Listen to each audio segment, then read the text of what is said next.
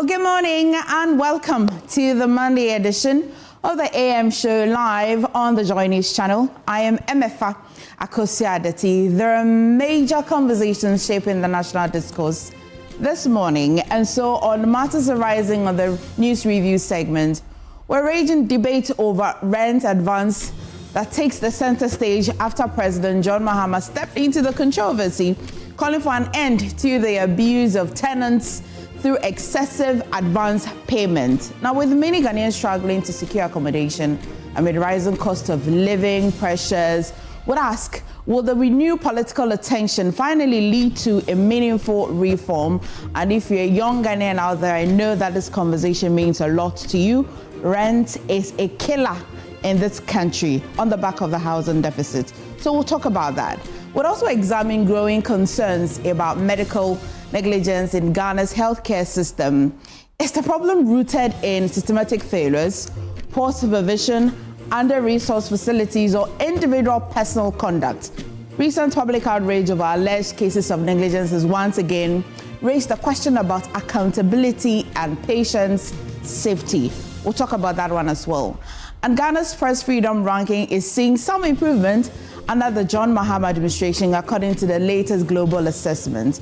But what does the climb in rankings truly mean for journalists like myself and my colleagues, media independence and freedom of expression in practice? We'll break down the significance as well. So much to do. Plus, former Vice President Muhammadu Bawumia has named 4 former rivals as co-chairs of NPP Policy Committee ahead of the party's reorganization efforts. There are also matters arising under that. Well, the question is this a strategic move to unify the party and consolidate support, or simply politics of optics ahead of another major internal contest? Of course, joining us for these conversations this morning, Victoria Bright is an entrepreneur and former legal advisor to the former president Akufo. She is a lawyer as well. Kojo, who is also a member of the NPP communications team. Dr. Hussaini from the Finance and Administration Directorate of the National Service Authority, and Afel Money is former president of the Ghana Journalists Association. Quite a strong panel to do all the discussions with you. But also on the show this morning, we'll bring you updates in the trends, stories, and conversations dominating social media and the news cycle. So you want to stay with us as the do. Derek and Jackie, of course, will bring us all of that updates. Well, stay with us for another engaging edition of the AM show. But meantime, you need some updates in the news. And guess who? Denisia is up next. Thank you so much for choosing us every morning, and I definitely wish you a great week ahead.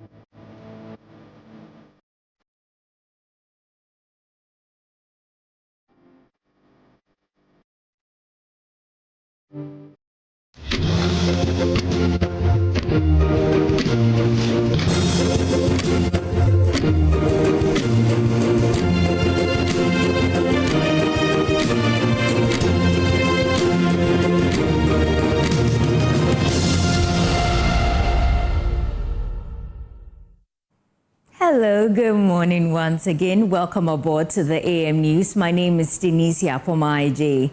In our very first story, the Volta River Authority VRA has voiced concerns over the increasing incidence of illegal sand mining along the downstream of the Volta River.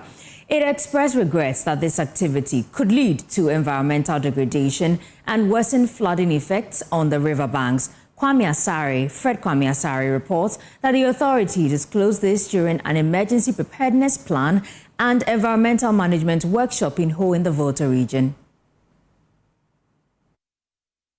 Sand mining activities are rapidly expanding along the lower Volta basin, stretching from the Akosua Dam to the Gulf of Guinea. In the Volta region, these activities have become a means of livelihood for residents in the central, north and south Torn districts, among others. Adeti Doji Monyi is the Central Torn District Chief Executive. For Kojo heading to Zulu, some years past, that was when they were mining the sand. And they did it to the extent that electricity poles were not even spared. Some of the electricity poles are now binding. It took the assembly a hell of time before they were stopped. So, fact to be told, the activities of these people is not the best for us.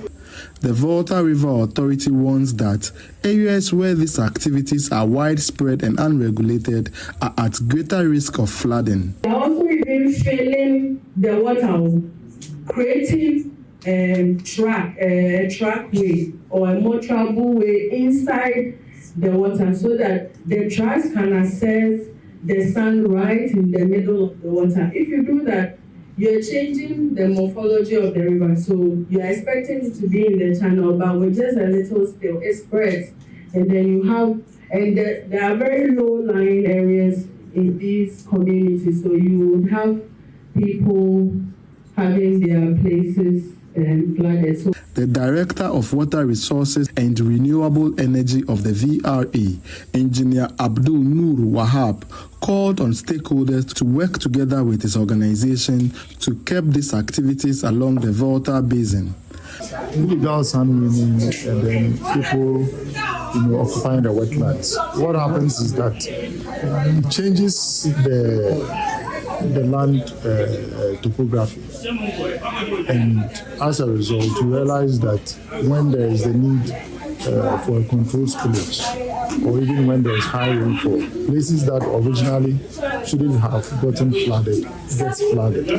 So that is a concern that we have as far as those activities are concerned. The idea is, as part of this engagement and this stakeholder engagement, the expectation is together we should find a way of addressing it. It's, the assemblies should enforce the laws and ensure that even if there should be sand mining, there are ways that it has to be done properly. It should be done in the manner that is acceptable, but not in an unacceptable manner. There was also a call for the assemblies to ensure structures are not built in wetland areas to help reduce the impacts of flooding along the Volta Basin. Fred Kwame Asare, Joy News, Ho. From the Volta region, let's head to Accra. The minority in parliament has criticized government over what it describes as misplaced priorities, accusing the administration of neglecting Ghana's agricultural sector following the recent reduction in cocoa prices. Leading a delegation to engage cocoa farmers in the central region, the minority leader Alexander Fenyumakin stressed that the minority caucus will intensify its advocacy efforts to defend the interests of cocoa farmers and the country's agricultural sector.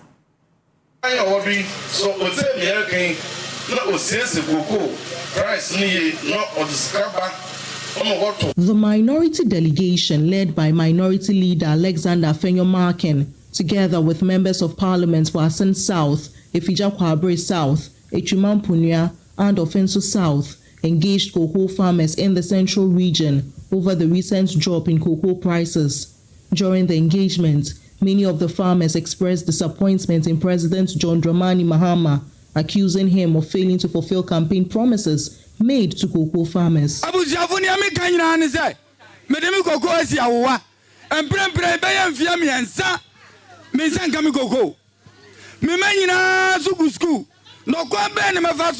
na mahwɛ ma efe ye kokoo so a ye ton kakakra no so abeto do besie ba ameti dey mo ma frama gumudo mo kunewu na kokoo so meta kompa wonto na say maya dem poma ahwe mo frame obi ko man ye wi apoko santa make dem re nyedi to mama no kokoo ma ye mugu ase eti hin ankasa eti ye wi akasha abim. Responding to the concerns raised, Mr. Afenyo-Markin criticized government for what he described as misplaced priorities, arguing that the agriculture sector has been neglected. I think the government is getting its priorities wrong. The government seem to be focusing on the gold, and they are rather encouraging galamsey. They think that it is true the gold purchase arrangement, this gold board, think that they will stabilize the city and manage the economy, but that is not it. An economy that does not produce cannot sustain growth. They virtually abandoned agriculture. Where is Mr. Erikopuku? I have not heard him any day since he became agri minister addressing concerns of farmers. So it appears for NDC, agriculture is not part of their policy. Nothing to transform agriculture, nothing to incentivize agriculture, nothing to help increase production and to help the ordinary farmer. He further stated that the Minority Caucus in Parliament is conducting its own research to strengthen its advocacy and effectively defend the interests of cocoa farmers and Ghana's agricultural sector. We, the minority, are doing our own research through this data we are collecting. We don't want to blow hot air, like I said. We want to be a minority of substance. It's not about numbers. If you want to enrich governance, it is your depth of knowledge that matter. It's not the numbers, and that is what we seek to achieve. From the Central Region, Abigail Lissel-Nkrumah reports for Joy News. Now, in some classrooms in rural Ghana, the floor is the desk. The ground is the notebook, and by the end of the day, uniforms are caked in dust and torn from hours of rubbing against the bare concrete. This has been the reality for thousands of pupils in Wa East, one of the poorest districts in the Upper West region. But that's starting to change. The narrative is, however, beginning to change following the donation of 2,000 dual and mono desk by the Wa East Member of Parliament, Dr. Godfrey Seidu Jesau, to schools in the district. Join News' Upper West Region correspondent Rafiq Salam reports from Manwe in the Wa East district. For years, inadequate school structures and a chronic lack of furniture have made teaching in Wa East a daily struggle. Children sit cross-legged on the floor during lessons, balancing books on their laps or writing directly on the ground. The cause goes beyond discomfort. Uniforms tear faster, writing suffers, concentration breaks. Teachers spend as much time managing discomfort as they do teaching with maths and English. What is the Secretary of Education, Yaya Mouna Abdul Rahman Senu, lamented about the situation. For what is out of 100% of our pupils, we have 30% of them who are sitting on a decent seats, but the rest of the 30%, 70%, either they are lying on their bellies or they are sitting on broken furniture or some are even sitting on stones. And so that is affecting teaching and learning. MP for Wa East, Dr. Godfrey Seidu Jesau, knew the problem wasn't new, so he started with what was available, the District Assembly Common Fund. A portion of the fund was used to procure 1,000 city desks for 27 schools across the district. He credited the Wa East Assembly and the district chief executive for making it happen. And because of the problem that we have identified in the communities, we're able to approve a component of the guidelines that will allow for district assemblies to procure furniture consciously to be able to bridge this gap. And I want to commend the district chief executive and the assembly for complying with this directive and procuring this number of furniture. We have 1,000 pieces of furniture, which is going a long way. This will be distributed to 27 communities. Now, When we have these distributed to at least 27 communities, that's going to take the furniture pressure away from these 27 communities. But one round of decks wasn't enough, so he went further, using more of the fund and tapping support from development partners like Plan Ghana to close the gap. Because this problem has been there, I as MP has also used part of my common fund to be able to procure some additional furniture. So in the last 2 months or so, we distributed at least 250 pieces of furniture to some schools already. We distributed to Buono, to Bairi, to Yaro, to Jumjumo, to Fonsi DA, and all of them have benefited from our furniture project in the past. We hope that this is going to serve as a basis, but we didn't leave it there for government alone to be able to provide. We have also been able to work with development partners. So Plan Ghana has come to our aid. Plan Ghana has responded to this need, and they have also allocated 900 pieces of furniture. In fact, about 960 or 990. It's just a little bit over 900 pieces of dual decks and mono decks furniture as well. So in this stream, we have over 2,000 pieces of furniture that we are giving to schools in Wa East. And for me, that is a huge contribution to solving the problem. Why is District Chief Executive Adamu Saibu praised the MP's initiative and had one request for the community: maintain the decks. For some time now, we've never seen this kind of massive distribution of furniture. It's over the past 8 years, we've not seen that. Now that we have started this kind of distribution, it's good for all of us to protect them so that the maintenance culture will be high for the last one of the furniture to last. When you look at the furniture, the greater part of it is metal. The essence is that this metal furniture will last longer than the wooden furniture. The gesture drew gratitude from traditional authorities too. Speaking on behalf of the Paramount Chief of Manwe, Na Alaji Yusufwe, Klanjon Na Adam Asalia, thanked the MP, the DC, and Plan Ghana. By ensuring that if children leave them outside, we have to let the SMC and PTA come in to ensure that these things are taken back into the classroom so that they are not left at the mercy of the weather. But if they are left out there and the rain beats there and the sun also comes to it, definitely they'll go bad. A desk might seem like a small thing, but in what is, it is the difference between a child spending the day distracted and dirty and a child sitting upright, focused, ready to learn. The district still has a long way to go. Many schools still lack proper structures, but for 27 schools and counting, the floor is no longer the classroom. And for pupils who have spent years learning from the ground up, that shift matters. Reporting for Joy News, Rafiq Salam, Manwe.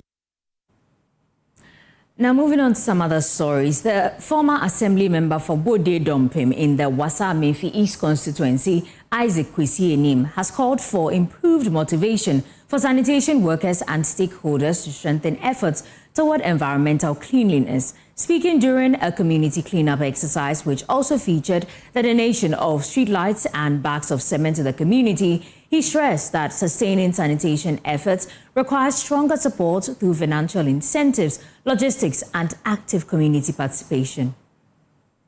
Residents of Bode Dompim in the Wasa Menfi East constituency turned out in their numbers to observe National Sanitation Day through a community cleanup exercise.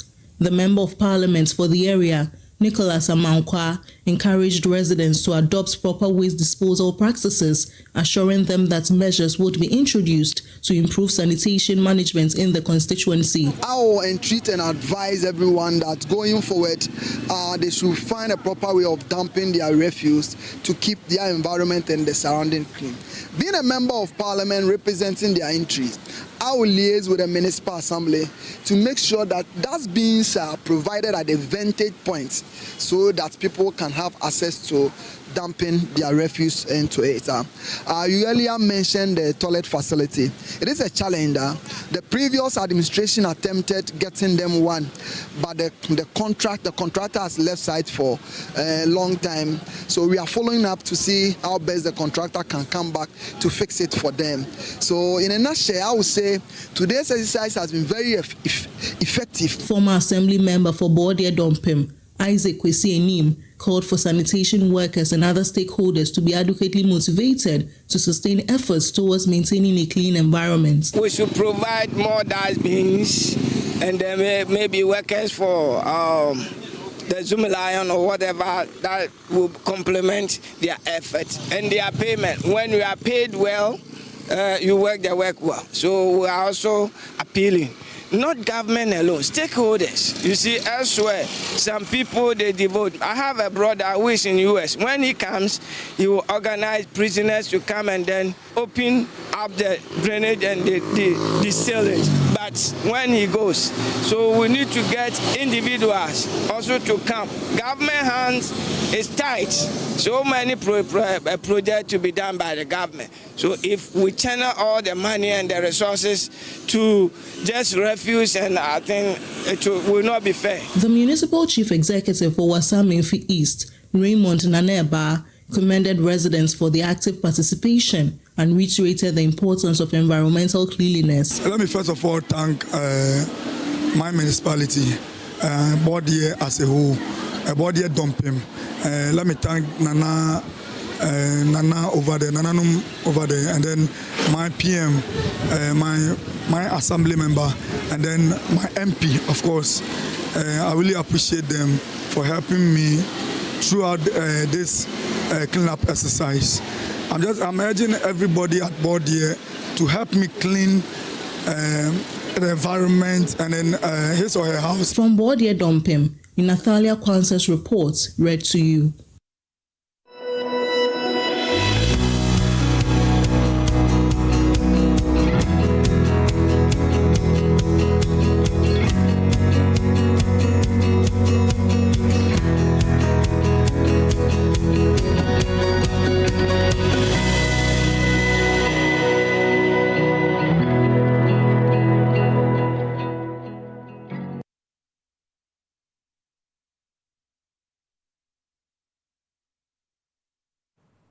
Let's do some business stories. The Ghana Revenue Authority has announced an extension of the amnesty for residents with income sources from foreign countries. They are therefore encouraging them to file their annual tax returns without paying penalties. The deadline for the annual tax filing has been extended to the end of May this year. Speaking to Joy Business, Commissioner for Domestic Tax Revenue Division at the Ghana Revenue Authority, Dr. Martin Kabo Yamboriga, explained that this initiative is backed by the law under the Special Voluntary Disclosure Program. The Income Tax Act, particularly if you look at Section 3 of the Act and then Section 111, it requires that if you are a resident person and then you have a source of income from outside the country, you'll be required to disclose that also as part of your income, and then you pay tax on it. So we are using what we call the global source. Once you are a resident and you earn income, whether within the country or outside the country, you will be required to file tax on that income, and then you pay tax on it. So it will be your income that you earn locally and the income that you also earn from a foreign source. However, there are people who have foreign source of income, but they were not disclosing it. And we have a law that we passed that also, we call it a Special Voluntary Disclosure Program. It was meant to encourage people who have been earning income from foreign source, but for one reason or the other, we're not disclosing it. So the first thing is to kind of grant them some kind of amnesty, that if you are a resident person and then you have an income that you have earned from a foreign source, but for some reasons you've not been disclosing it, you could willingly come and now disclose that income to us, and then whatever penalty that would have been applied will waive the penalty for you. So if you are filing any return that is up to 2023, you have to come under the voluntary disclosure, special voluntary disclosure form, which we are provided. It is available in our website. You can go in there and then you file. But if it is a current income tax return that you are filing, straight away, what the law requires is that you need to disclose your local source of income as well as your foreign source of income, and then you'll be taxed based on that. Also, the governor of the Bank of Ghana, John Mahama, has announced plans by the central bank to establish fintech innovation hubs across the country as part of efforts to accelerate digital financial innovation and inclusion. Speaking on the final day of the 3i Africa Summit 2026, Dr. Mahama disclosed that the Bank of Ghana is also working on a separate legal and regulatory framework specifically tailored for fintech companies. The Cyber and Information Security Directives, among others, all these we are going ahead with. We are setting up an innovation hub going forward. Suggestions are that we should have these in every region so that the youth of this country can have greater opportunities. We're talking about setting up a separate legal framework for fintech regulation. So far, we have the Payment Systems Act that is doing the job. But going forward, we are thinking of separating, having a separate act for fintech regulation. And then we will be building on the framework to launch the Continental Fintech Sandbox going forward. And then finally, we'll be operationalizing the National Fintech Inclusion Program, the National Fintech Inclusion Program. So for us, the most important indicator is one that reflected in every conversation, in the halls and rooms over the past 3 days, a renewed confidence. Well, that's it for business. Don't forget that the AM show is sponsored by Shield Silicone Paint from Azar Group, Syntex Pipes, and also Time Herbal Mixture. Now, ladies and gentlemen, as we enjoy today's moment, remember to keep your body refreshed and your energy right with Fresh Drop Still Natural Mineral Water. Fresh Drop Still Natural Mineral Water is not just any water. It's natural and mineral rich that keeps you going. So whether you're dancing, cheering, networking, or simply enjoying the moment, Fresh Drop Still Natural Mineral Water helps you stay cool, refreshed, and fully present. So grab a bottle available in 500 ml, 20-liter jars, and sachets. For bulk purchase or inquiries, call 055-2250-290. And that's it for AM News. For more news, please log on to myjonline.com. Up next is sports. Enjoy the rest of the show. Have a lovely Monday.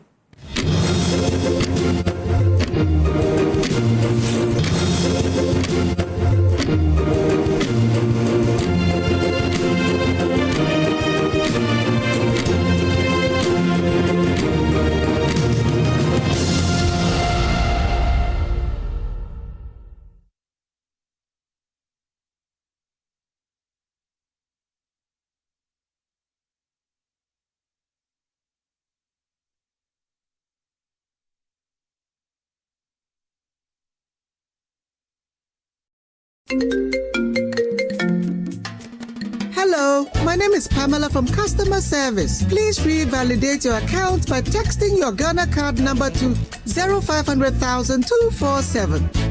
Hey, Abili, wabadim.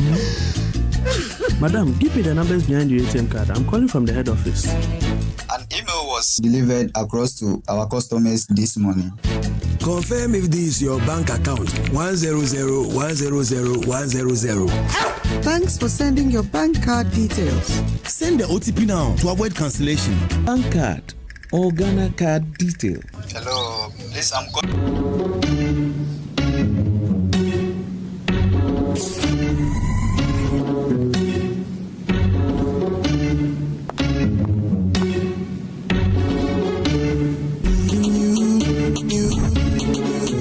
changing, so should you. If you're dreaming, don't be afraid. And in the valleys, keep your head up high. Dare to dream with Puma drinks. Yeah, believe it, you can achieve. Oh yeah, clap your hands for the whole new vibe. Make we set the oh yeah, come alive. Let me hear you.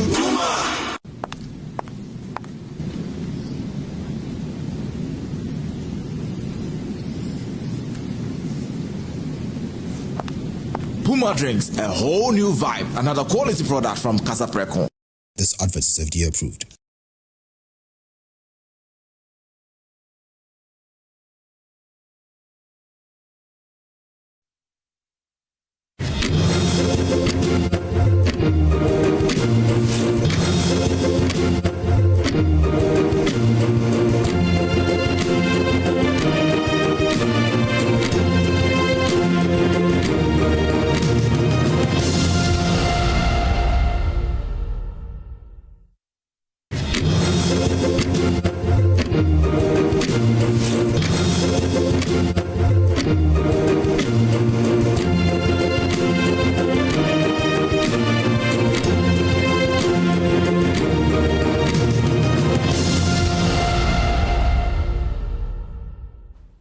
Hello, welcome to AM Sports here with me, Muftau Nabila Abdullahi. Have you gotten your tickets for the semi-final and the final of the FIFA World Cup yet? If you haven't, you need to get in touch with the only FIFA authorized agency that have been handed a small batch of tickets to sell for the semi-final and the final of this year's FIFA World Cup with just 31 days to go. March Hospitality Experience, they have been handed these tickets because FIFA believes they are the only agency that have got the right image and credibility to be able to handle the match tickets and sell them.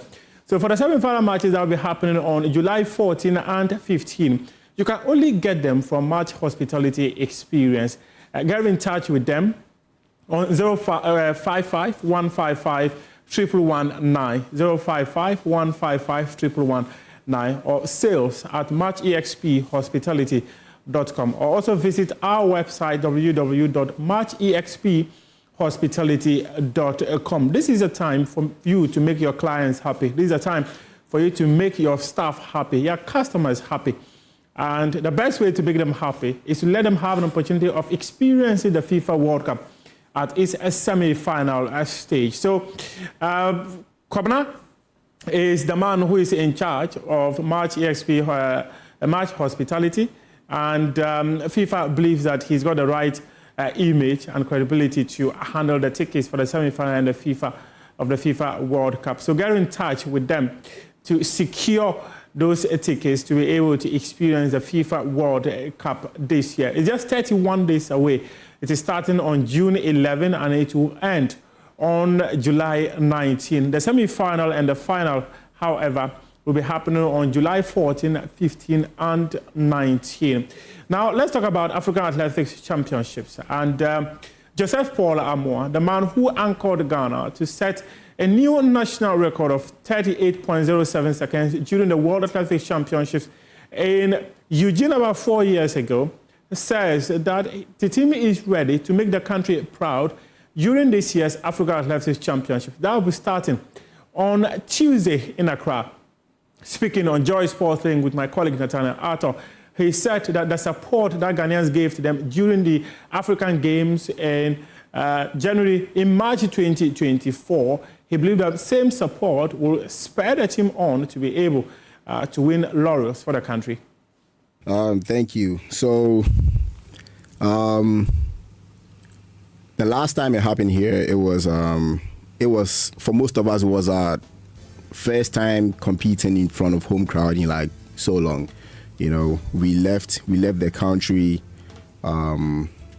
not as great as we are right now by God's grace, but I mean, we've been able to train hard, and at that time 2 years ago, we came back with so much experience on the world stage and African, continental stage and all that stuff. So we were so happy to be able to compete in front of the home crowd, and we were able to win medals as well, relay medals, individual medals. This time is like our second coming. So we are excited as the first one, probably even more excited to come and give them the show, give them another show, and hopefully it's even better than what we did last time. So we are very, very excited to come out here and compete in front of home crowd, and we are just hoping for the best, and we'll give our best. Now let's hear from a senior vice president and president of Athletics Kenya, General retired Jackson too. He says that Ghana has got one of the best relay teams in the world. Ghana's relay team has the potential of making the podium in the near future? Absolutely, absolutely. Every country, but you see, Ghana has been a very steady and very committed country all this time when it comes to athletics. You have got very good athletes, you have got very good sprinters, and you have got very good organization. Whenever we are here, I know even for this one, the organization is going to be top notch. And therefore, it is a matter of weighing to see what is possible, what is not possible. So I'm sure Ghana team will go to the highest level everywhere in the world, and we wish them well because they are our colleagues. Now let's hear from World Athletics President Sebastian Coe. He's been speaking about the fact that top athletes are often willing to participate in events that are well organized.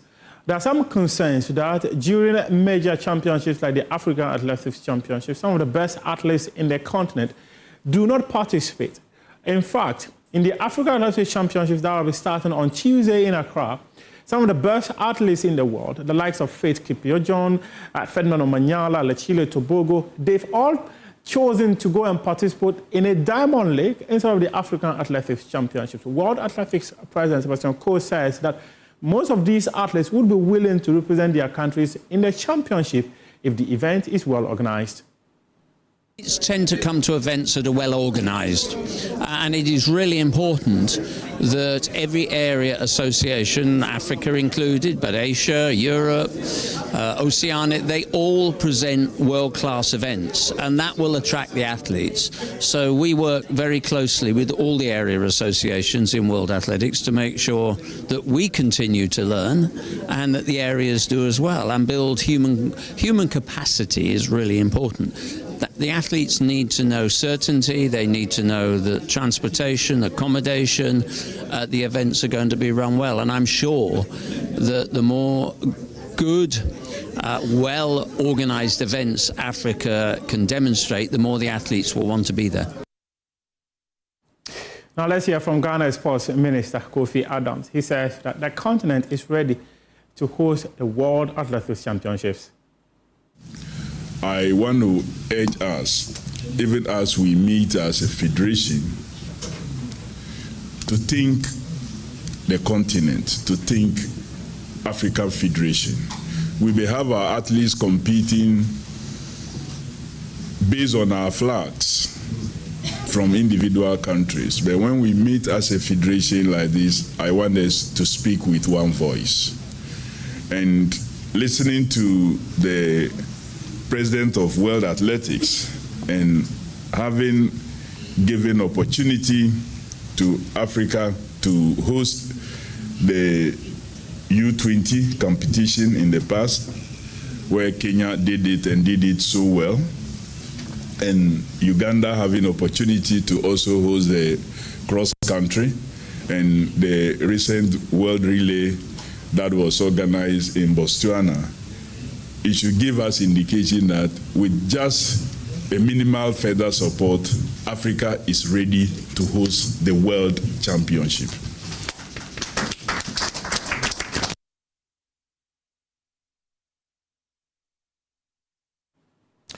To some football now, and Ghana's Black Princesses, they have secured an 8th successful qualification to the FIFA Under-20 Women's World Cup, following a 1-1 draw against Uganda in the second leg of their ongoing qualifiers.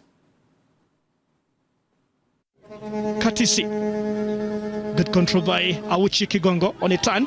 Awuchi gets space between the two Ghanaian players. Moment for Sylvia Kabene. Percy, winger she is. And Sylvia Kabene, space, takes one, looks for space to deliver the cross. A moment here for the Ghanaian side. And Uganda, Queen Cranes, with a breakthrough, the opening 6 minutes so far.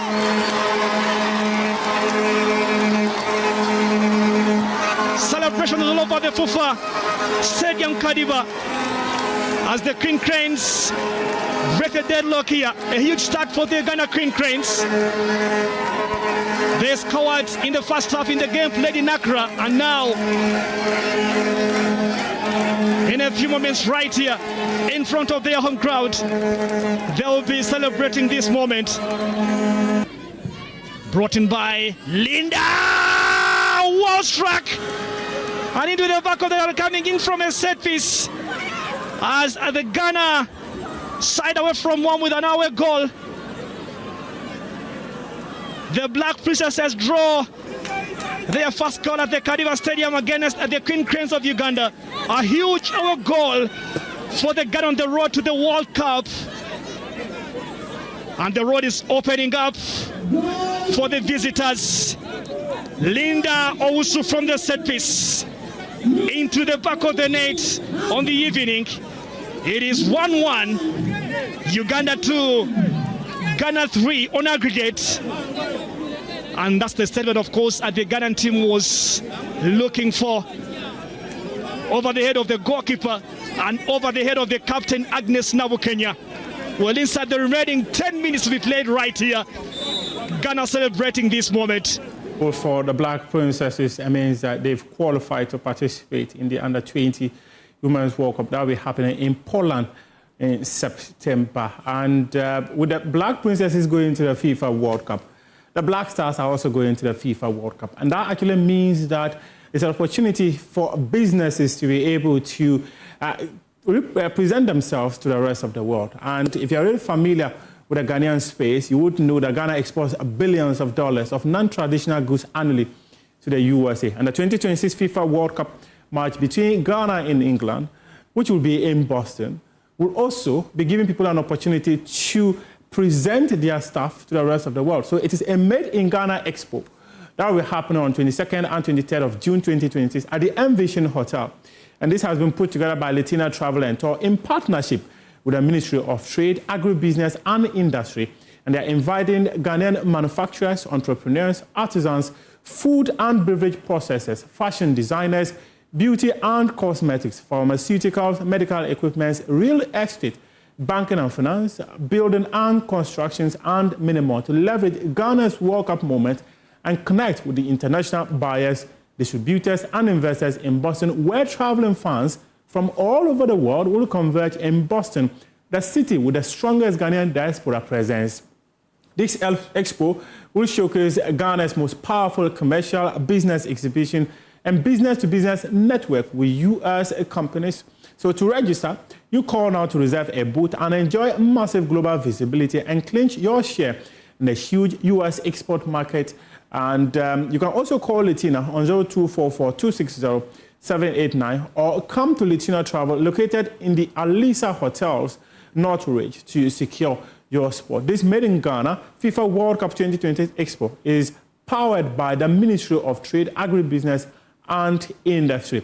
So let's talk some more football. Herbert Mensah, who is a former Chief Executive Officer of Kumasi Asante Kotoko, celebrated the 25th anniversary of the May 9th disaster that claimed the lives of 127 football fans at the Accra Sports Stadium during a Ghana Premier League match between Kumasi Asante Kotoko and Accra House of Oak. He was in Kumasi over the weekend on Saturday, to be precise, for the 25th anniversary, and he's been speaking to my colleague, Dalali Atiasi. What do you do during the year? We keep in touch. For example, this year, there's a lady called Rani, beautiful lady in Accra, Hearts of Oak supporter. Her husband died without seeing her son, her unborn son. The son has now graduated, he's got a job, and he asked us if somebody could help him with a second-hand computer. And we reached out to the companies who help. Sunda obviously jumped up and said, yes, we'll help you. Kivo, the giants, jumped up and they provided a laptop and support and assistance to the family. We've seen others. Nehemiah qualifiers in the financial world as a financial consultant. And we take pride in keeping in touch with those people. But May 9th now stands for much more than that. And the fact that it is celebrated every year means that we've made an impact. It means that Ghanaians can look at themselves understand that we are brothers first and foremost, sisters first and foremost. We must be able to work together rather than one bigger goal. Whether it is lessons have been learned, it is for you to judge. Whether it is the edicts of the commission that was set up are being followed properly, it is for you to look at and judge, not for myself. All I can say is that we need to take sports to another level.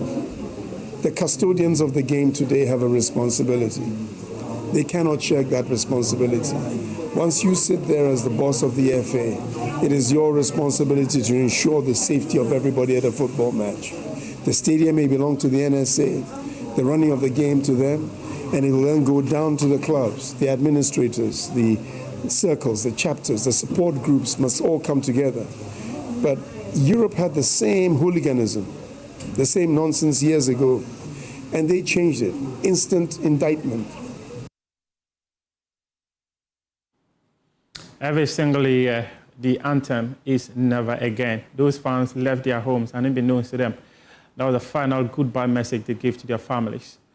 Let's wrap up with some highlights of matches that were played in Europe. We start from Spain, where Barcelona have been crowned champions of La Liga with 3 matches more to go. They defeated Real Madrid by 2-0 in the El Clasico on a Sunday night. In England, Arsenal is also inching close to winning the first Premier League title for the first time in 22 years. They secured a 1-0 victory over West Ham United. Chelsea and Liverpool play out a 1-1 draw. And this is how we wrap up AM Sports here with me, Muftaro Nabila Abla. After the highlights, the newspaper review is coming your way here on the AM show.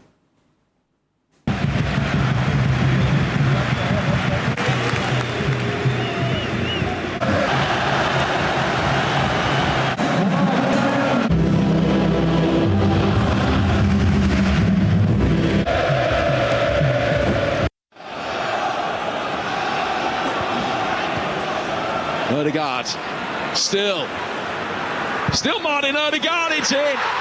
Just got that great knack, that great feel. Look at him on the edge of the box, just waiting, praying that it comes his way.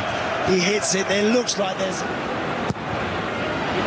Latest corner, goalkeeper forward for it, through the hands of his opposite number, cleared off the line, but with what? Did it hit an arm? Let's have a look.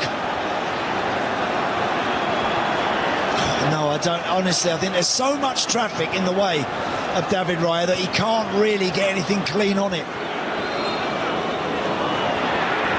Chris Kavanagh is being called over to have a look at the incident. It's just a bit. Look, we've had so many VAR calls this season. This is the most crucial out of the lot, bar none. So Chris Kavanagh has had a look at the incident. Let's hear what he's got to say. After review, West Ham number 19 commits a foul on the goalkeeper.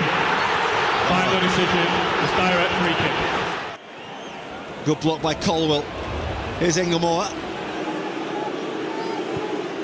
Thread is for Ryan Gravenberg, yes! As soon as he struck it, you knew it was in. It's a sensational goal by Ryan Gravenberg. And Liverpool have the perfect start to the afternoon. And all the way across to the far post, back across goal it goes. Van Dijk might have taken one in the head from his own player, Konate. Well, they've taken the corner short. And delivered long, and it's a free chance at the far post. And Virgil van Dijk was completely unmarked. That's a ball for Cucurella. Measured beautifully. Cucurella will go for goal. It's a good save by Mamardashvili. It's Enzo Fernandez, hard and low. It's a brilliant ball. It's gone straight in. Well, Chelsea are level. Well, that's Caicedo with a beautifully measured ball. They're in again here, Chelsea.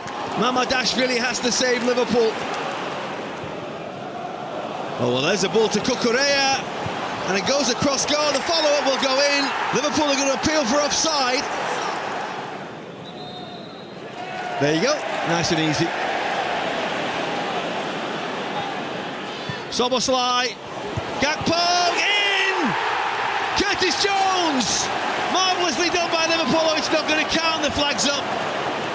Here's Frimpong. It comes back to Ryan Gravenberg. Huge appeal through offside. Oh, what a good save by Jorgensen to deny Dominic Szoboszlai. That's a little ball for Szoboszlai. Oh, he caught that sweetly. João Pedro. He might get the break of the ball. Oh, he's got a chance.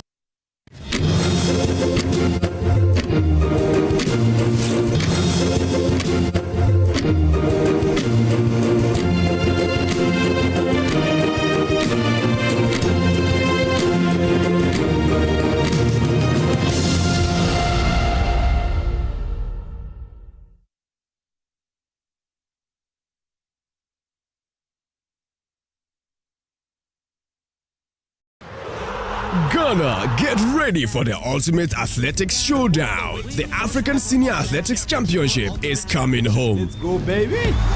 Live at the University of Ghana Sports Stadium, Legon. Watch Africa's finest take center stage from Kenya, Nigeria, Botswana, South Africa, Zambia, and many more elite athletes from across the continent. And flying the flag high for Ghana, Benjamin Azamati and Samino Abdul Rashid. This is African excellence on full display. Don't miss it. Live at the University of Ghana Sports Stadium from May 12 to May 17, 2026. The 24th African Athletics Championship. Powered by the Ministry of Sports and Recreation, the Confederation of African Athletics, and Ghana Athletics.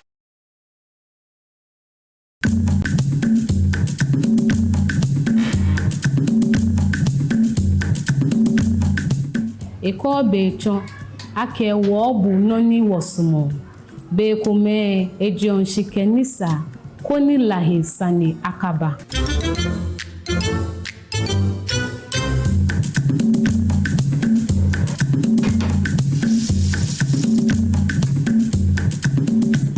Heba moje noni jiji oda ne eji tuebo alo tuefe mu kokobo ofe ni bibi je jale pena lahi afaba fo jo shishinke jomino ake makwemi hino jodban. Good Conduct, Great Life is brought to you by Indomie. Tastes great.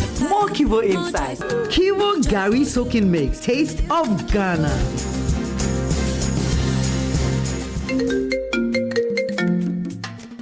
Hello, my name is Pamela from Customer Service. Please revalidate your account by texting your Ghana card number to 0500,000 247.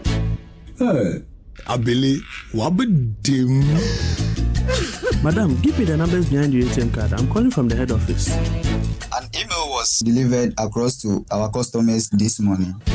Confirm if this is your bank account. 100,100,100. Thanks for sending your bank card details. Send the OTP now to avoid cancellation. EcoBank will never call, email, send an SMS asking for your PIN, OTP, bank card, or Ghana card details. Don't get played. EcoBank, the Pan-African Bank. Hello, please, I'm calling from Customer Experience Center.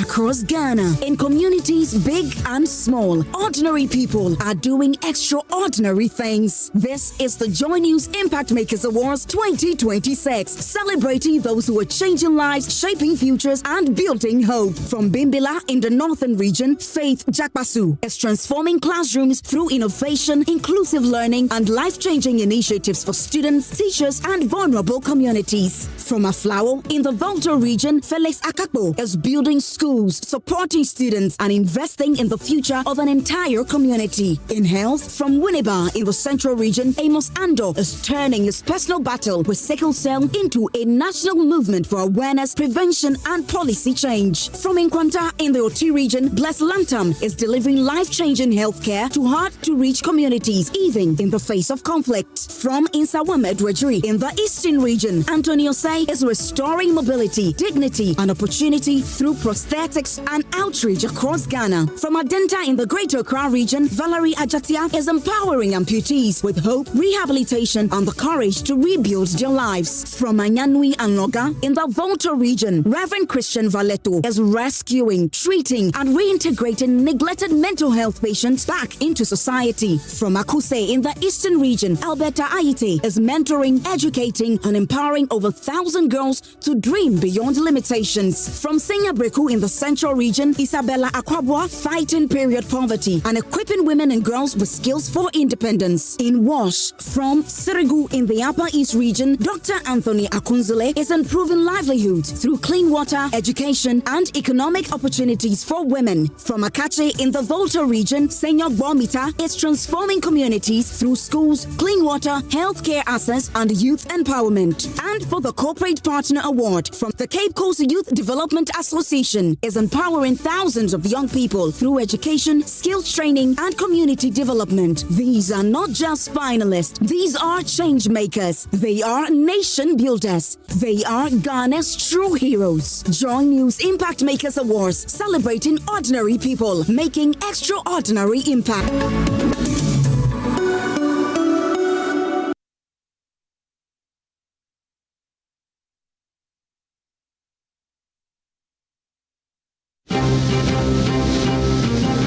The sea is coming closer. The sea was far from us. It's not this near like the way it is now. We are losing land. There were them one, I mean, the meetings are then here. Inosu, Teshi, La, Labadi, Nungua, homes are disappearing, walls collapsing, families displaced, history wiped away. Not just Christian Boncasto, but several areas along the coast are vulnerable.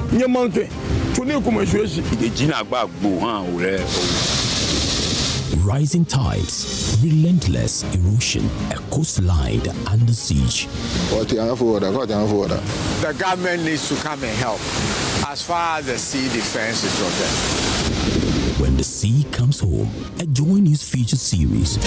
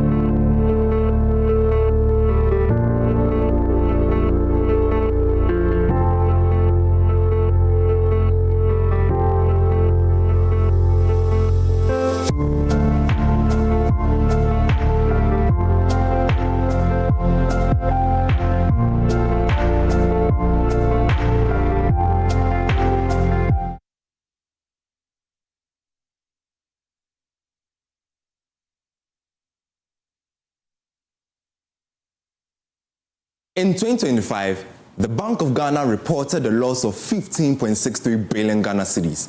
But without one major move, that loss would have been 33.19 billion Ghana cedis. So what actually changed the picture? Gold. The bank sold refined gold it had accumulated under its domestic gold purchase program.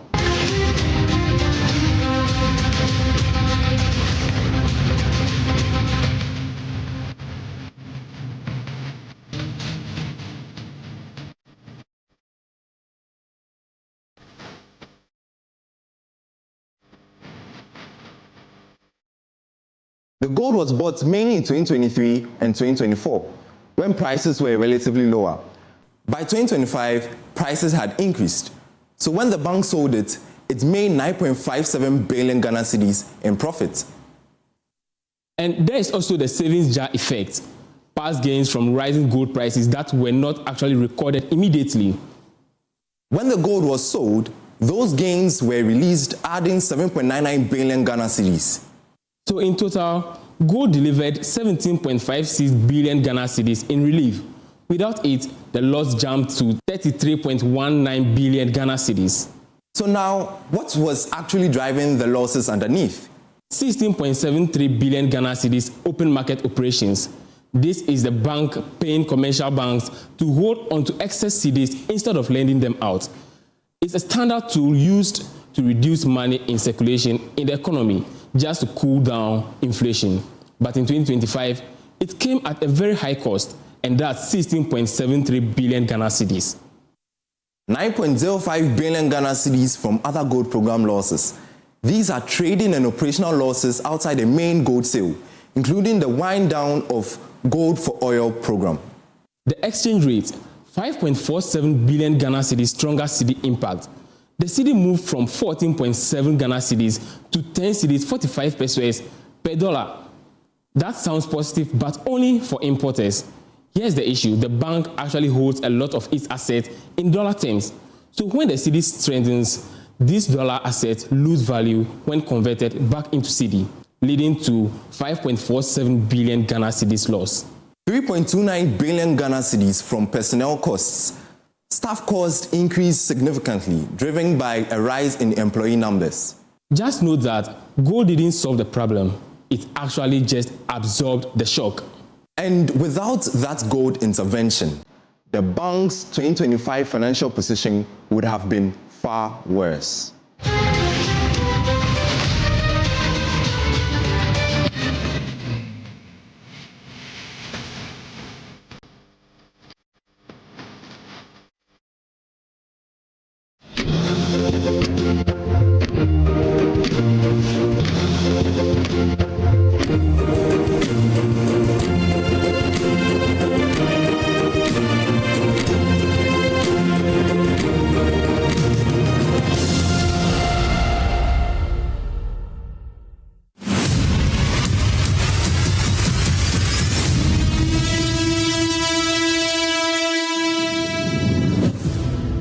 Past 11 p.m. at Timber Market in Accra, but sleep is still far away for many residents here.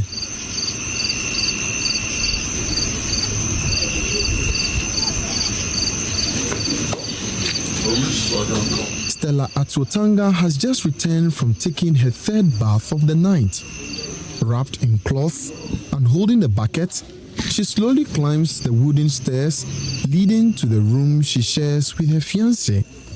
Inside, the heat waits for her again. The heat is too much, so you have to pour water on your body so that you'll be somehow comfortable. Yeah. So you have to bath like maybe 3 or 4 times a day. The room is small. The wooden structure traps the heat from the day and releases it slowly through the night. The weather will be cold for you to sleep. Even if there's no light, you can manage to sleep small. But nowadays, it's not like that. Here, dear. Especially when the light is off. Ajay. Stella enters briefly, then comes out again. She cannot stay inside for long. So she sits at the foot of the stairs, hoping the night breeze will help. For Stella, the heat is no longer just uncomfortable. It is beginning to affect her relationship. Oh, me in particular, when there's heat, I will not allow my man to come close to me, to do something like sex or something, no. Because me like this, my body, I don't like heat. So if the weather is heat, then you are coming to me. I'll not give you a chance. Yeah, that's the truth. Oh, you not feel okay, but I can't because of the weather. But when the weather is cool, oh, yankonkwa. Yeah. Just a few meters away, 32-year-old Josephine Abagri is also struggling through another sleepless night. Inside her room, she finds herself repeatedly with a piece of cloth. Moments later, she gives up trying to sleep. Sweat covers her face as she steps outside to join her mother, Janet. Heat nana metu. Heat ne dosu. Heat ne dosu. Untumi kakra light off. Untumi ndosu. So do abantene so kata sese so yebre na obehende anhia hit na won't mean that one na obehia abantene so it mean that ntia.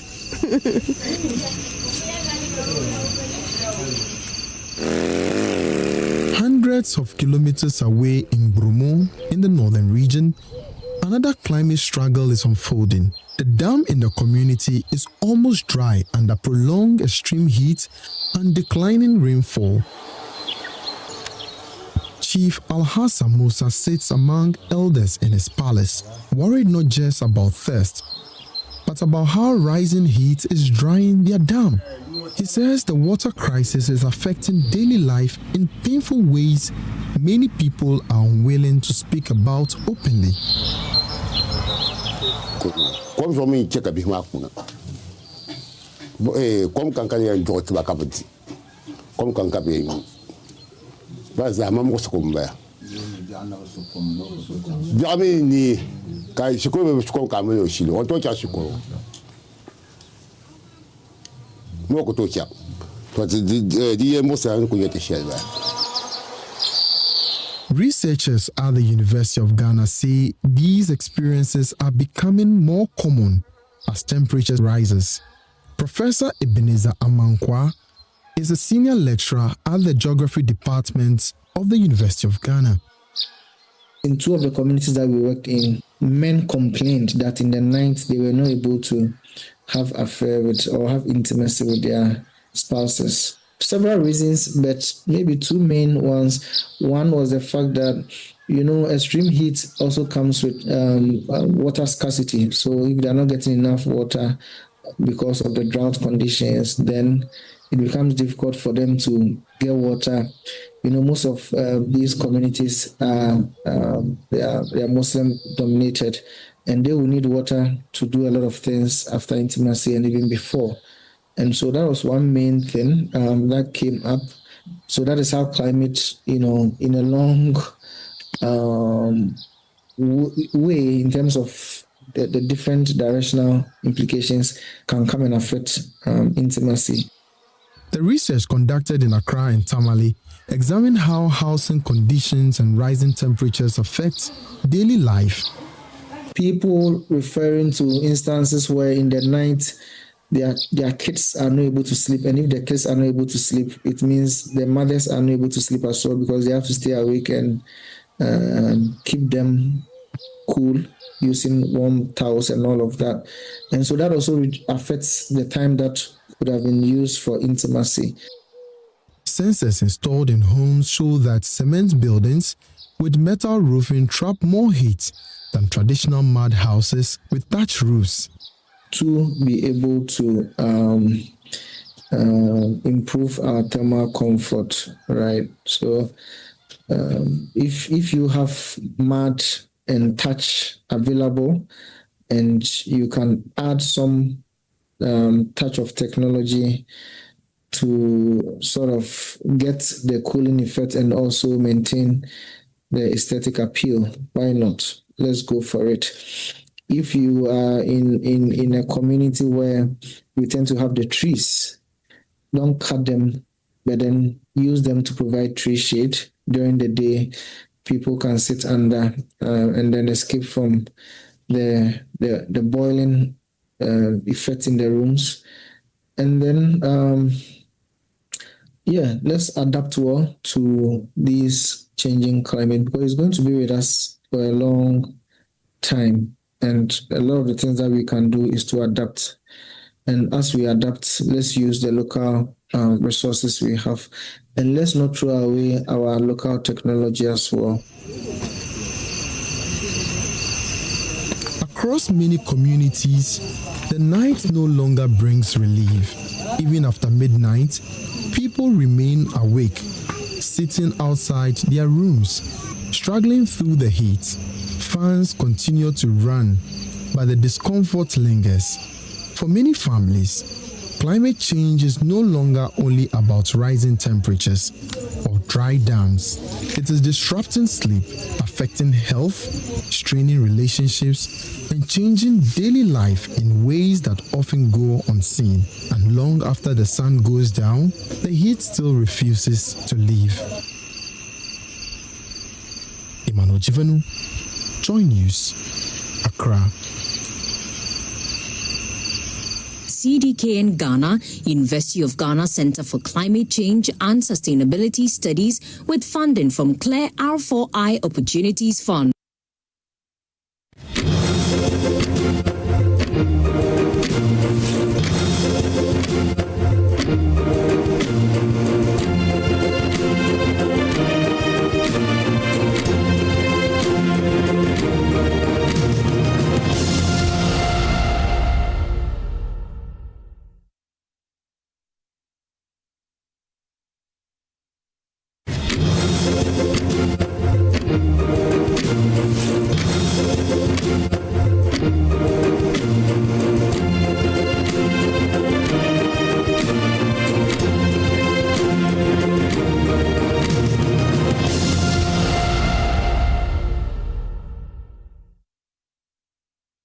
Thank you so much for staying with us and starting your week with us on the morning show.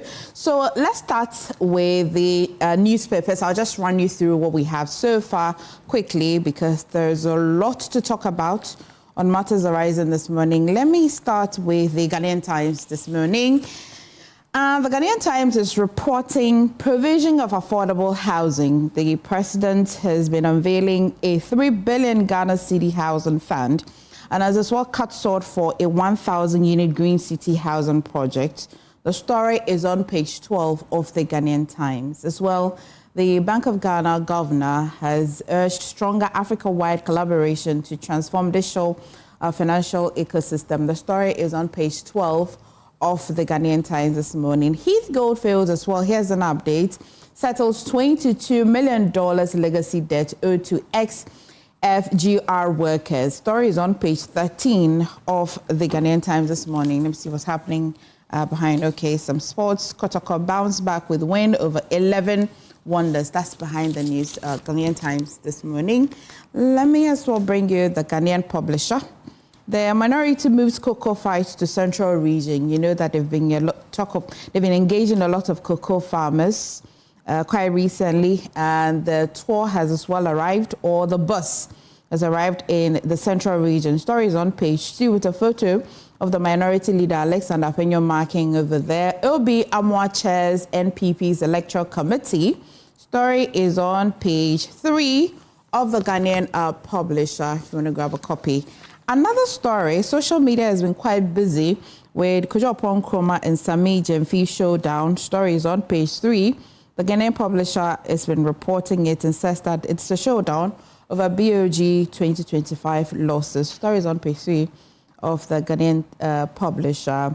Well, RNAQ divorce saga. Here's an update. Ex-wife drags judge before the Chief Justice. Stories on page 4 of the Ghanaian Times this morning. And the Chronicle as well is reporting on Con, which I like to think is Kojo Nkrumah, and Sami Gyamfi lock horns over BOG report. Story is on page 2 and 3. The paper actually brings both of them, their pictures front of the Chronicle. And telcos lose $69.3 million to fiber cable destruction. Story is on page 7 of the Chronicle as well. And the update on how Heath Goldfields has been paying $200 million package to 98% of its ex-workers. Story as well is in the Chronicle. Of course, I'm happy to bring you the scripture for the day. You can make your own conclusions. Proverbs 18 verse 2, a fool takes no pleasure in understanding, but only in expressing his opinion. Yeah, Chronicle. Decide which of the headlines will fit into that scripture. It will be a good exercise for you this morning. Yeah. Interested? There you go. The publisher, big men bribed to start Dumso. Napo sues accusers. Over the weekend, you must have seen a writ a document suggesting that the former energy minister has sued a journalist that works with XYZ over accusations he says are untrue. Story is in the Ghanaian publisher. And by now, you know, the Black Sheriff is Artist of the Year. And is on page 9. Minority intensified fight for cocoa farmers is on page 3. Kojo Ponkuma chairs NPP policy committee. Story is on page 2 of the publisher. And NIA shutdown fears. If you go to page 6 of the new publisher, it will give you an update on how workers declare indefinite nationwide strike. The NIA as well has been shutting down the fears of not operating during that time. Story is on page 6 of the publisher. The Custodian, big story upon Nkrumah chairs NPP's policy committee, and CDD Imani as well laud the initiative. Story is on page 3 of the Custodian, and NPP set up strategic committees for Victory 2028, and Mr. Obi Amwa is chairman of Electoral Affairs Committee. And that's it for the Custodian as well. The News Center quickly. Kalibu critical care in crisis. Story is on page 2. Acute ventilator shortage threatens critical patient survival. I think this will tie into our big conversation today. One of the matters arising about the report on the unfortunate death of Charles Emefa.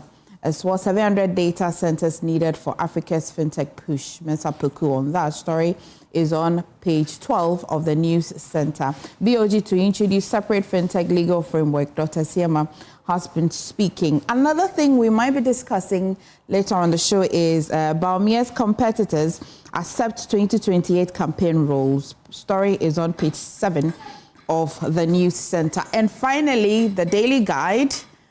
I'll bring you the headlines. Think tank comments NPP's policy committees. Story is on page 6 of the Daily Guide with a photo of Dr. Muhammadu Bawumia. And there is the story on page 6 on how women stripped naked in military brutalities. Let me just bring you a quick of that story. It says that a resident of Adeoso in the Takwa in Soemo municipality of the Western region, Adeoso, municipality of the Western region, have accused some soldiers of subjecting women and other community members to severe physical abuse, including alleged stripping and flogging during a dawn operation linked to anti-illegal mining enforcement operation. Story is on page 6. Okay, another story. Police officer interdicted for defiling his daughter.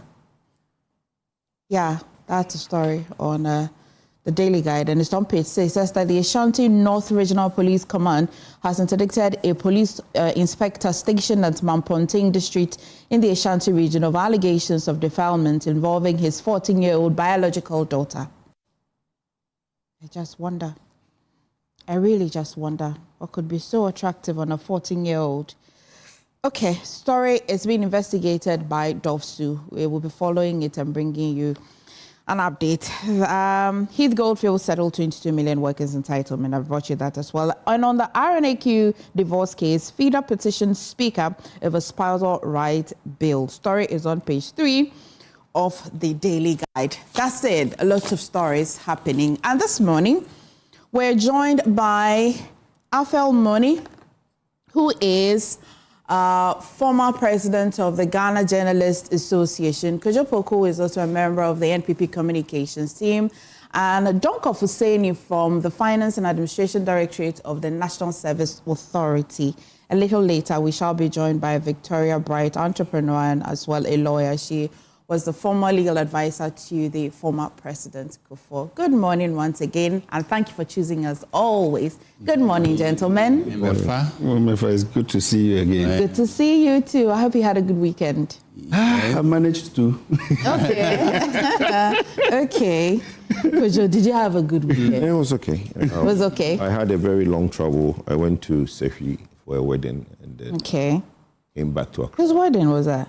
one of my young guys in the area, one of the party boys. Okay. Coordinator. Okay. And good morning to all the boys, and I had a good time with the squad in Sehi Asafo. Okay, it's good to have you, Presido, back. It's been a while that I engaged you. Yeah. Okay. A lot of matters arising. So this morning we'll try and talk about the report that was released last week on the Charles Emefa death. Unfortunately, sadly, I know that for a family that's still grieving, each time we talk about this, it brings to memory again the sad situation and unfortunate death. But there's been different legs to that report where many are also calling that why don't we also look for the driver that caused that hit and run and also name and shame that person. There's also concerns about why we named the doctors who were on duty in that report. There's been a pushback that that's just an initial investigation and it does not suggest that they're guilty. There's also a request for us to see a full detail of the report, not the summary of it, because then maybe it would allow us to hear the side of the medical or health workers' names that were mentioned. When we also have time, we'll talk about the Ghana's Press Freedom Ranking, since we've seen some improvement. Where are we lacking and where can we do better?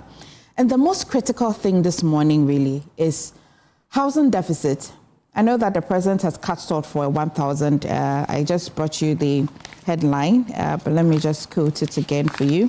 The president has been unveiling a 3 billion Ghana cedis housing fund and has also cut short for a 1,000 unit green city housing project. But if you're a young person in this country, you understand that rent definitely gives you palpitation. Every time your rent is due, we'll talk about that. And I think we should start with that one. Kojo, let me start with you. Generally, I see that we've made some improvements. In our housing deficit, it's kind of reduced from 2 million units to 1.8.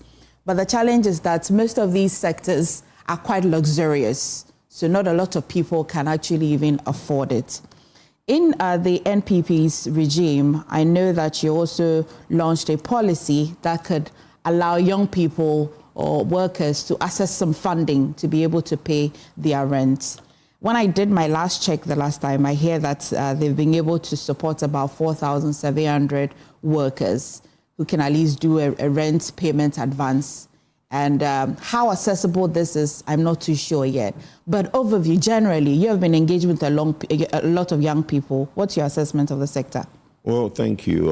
Let me spend a minute in greeting Dr. Mahmoud Baumia this morning, the flag bearer of the MPP, and say a big thank you to him and the party for the innovative idea of bringing back these sector committees and also putting a bit of effort into our new constitution in setting up the various committees in the party. I think there's been a lot of buzz, there's been a lot of conversation. Everybody should be rest assured that the people put together would basically make MPP attractive again with innovative ideas. As that said, I'll greet the people of Kwabre and my Mampontin, right? You said that thing happened. My dad is the chief there. I'll find out from him if he's aware of this thing. And I want to also greet the people of Puano. Look, housing is a problem, and it's always been a problem since the migration from rural to urban is high. You look at housing deficits, you would only find it in big urban areas. Accra is the highest because everybody wants to move to Accra. Every government has played lip service to this problem, and we haven't really put in practical solutions. And when I say practical solution, I mean whenever government announce the amount of housing units they are going to put up, it's unrealistic, right? Because when people say 1,000 houses or 1,000 units, are we talking about 1,000 flats? Are we talking about 1,000? What are we talking about? That 1,000 housing units that we put up. In construction, because if somebody tells me they're going to, if somebody says they're going to build 1,000 houses, do you know the total amount of houses in airport residential area? It's not more than 500. Airport residential area, the entire airport residential area, the amount of houses in airport will not be more than 500. So when the people come in and say, I'm going to build 1,000 units, it really makes it, like I said, a bit unrealistic. Look, we've had the STX adventure, right? You remember STX? We had the STS adventure. We had the Saglame adventure.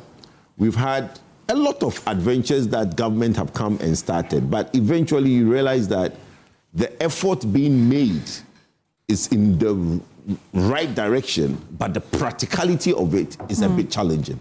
Because to build, look, there was one that was launched on back by the UN.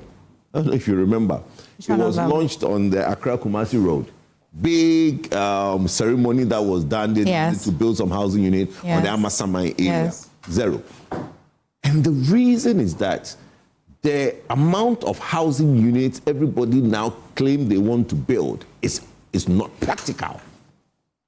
If somebody tells me they're going to build 200 housing units, and that's what I'm saying, a bit of clarification on what the housing units are, because if you are building flats, and let's say there are 4 apartments at the basement, and you are building 4 high, right? That gives you 16 units in a block. So if those flats are a unit, then that's fine. Then maybe somebody says, I'm going to do 1,000 units, then 62 of those housing units, maybe not. But we really want a clarification when the president said they're going to build 1,000 units. What are we classified as a unit?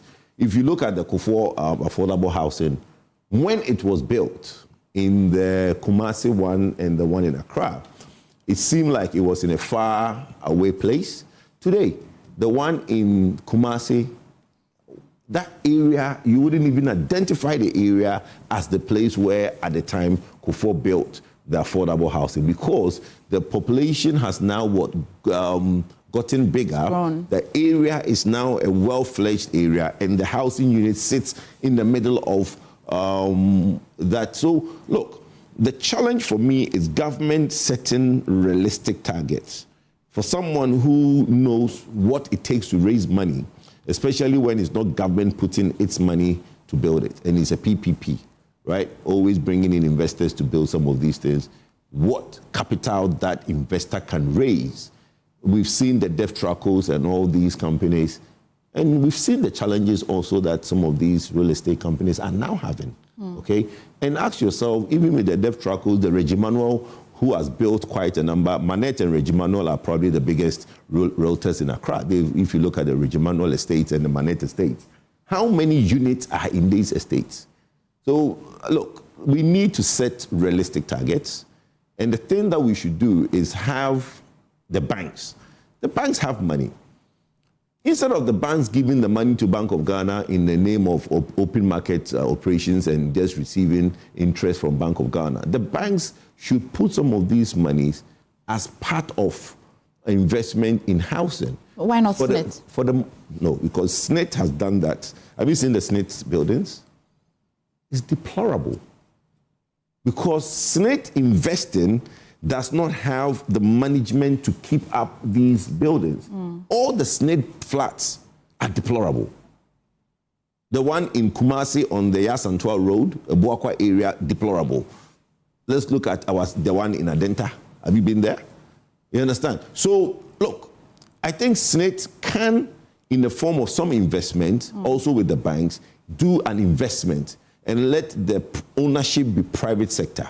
But the investment is done. But SNIT building and owning, we've seen that it doesn't work. See the building, the SNIT building at, is it Kokomlemle? The office building. The one in Kokomlemle, the tall building, SNIT Trust. Towers. Right? Have you seen the building now? Yeah. Is sitting there deplorable. So you think that the banks will be more suitable? No, the banks and SNIT has money. Not only SNIT, all the second tier, third tier pension funds, right? They have money. So they and the banks can put the money together, but back to private sector to build and operate. Not because what SNIT has done in the past. SNIT has built and owned, and they have not managed those properties well. That's why they are in the state they are in. And I think that SNIT should go away from that. They should put in the investment, back these realtors who are private sector led to basically build and own and then take it from there. Okay. Vicky, good morning. Vicky has just joined us. Good to have you. Thank you very much. I hope you had a good weekend. Yes, I did. I hope you did too. Yes, I did. Thank you so much. Okay.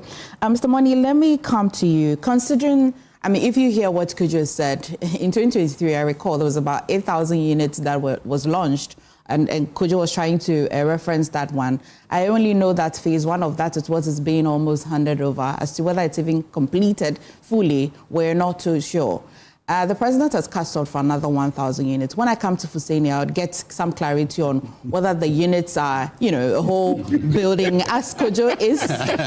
Yeah, it's just being mischievous over here. It's good clarity. No, unit is just a sleeping place, kitchen, and a sanitation facility. Okay, so it's just like there could be a whole structure. No. One room, chamber, and hall. Okay. With kitchen and toilet is That's a one unit. That is why we say 3 units, 1 number, 3 units classroom block. Like 2 number, 6 unit classroom block. So it's the units that you count, not the whole block. No. Okay. So what the president counts is to build what? A chamber and hall for people? No. So if he says we are building 1,000 units, that 1,000 units could be single room, chamber and hall, 2 bedrooms, 3 bedrooms, all encompassed in that particular project. Okay. But Kojo, the 8,000 units, what did you mean? Don't mind. He knows. That's what I'm saying, that the clarification is important. Under STX. Kojo is just being mischievous. Don't mind him. Hold on. I'm being serious here. Under STX, yes. The STS building, the buildings they were to build were not the units he's talking about. They were to build houses. Houses. Yes, STS was to build houses. So that's why I'm trying to get that clarity was needed. Yes. You see, that is why they normally give the number. So you hear the term 8 number, 3 units, classroom blocks, or 3 number, 4 units, 6 classroom block. Those are classrooms. So I'm saying even in the house, in the residential context, that is how it's. And construction context, so we'll work with that. Yeah, you can say 500 units or 1,000 units housing. So the units is where the people actually stay. Okay. Not the whole block. No. Okay. All right. That we are glad for that explanation and that clarity. But we all agree that even if you are the richest of persons and you wanted to build something, it definitely would. Even if you have your workers on site, it still takes a bit of time. Yeah, that's true. Within that period, one of the things that the president has been talking about is a 6 months rent advance, which is a kill. In fact, 6 months, if you're lucky and a landlord says they will take 6 months, you're happy. The general principle on paper it's not supposed to be, but in practice is either a year or 2 years rent advance, which is a killer. If you see a young person in this country frustrated, nearly 80% of that is rent. The rule is that the landlords should not take more than 6, but you are afraid you definitely need a place to stay.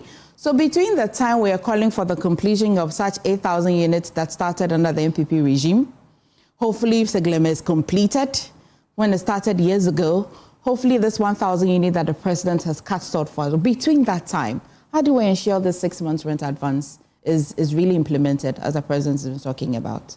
Emefa, we don't need any superfluity of evidence relative to the magnitude of the housing crisis in this country. And whilst the argument of what constitutes a unit rages, we ought to invest heavily and prioritize the provision of accommodation for the ordinary Ghanaian.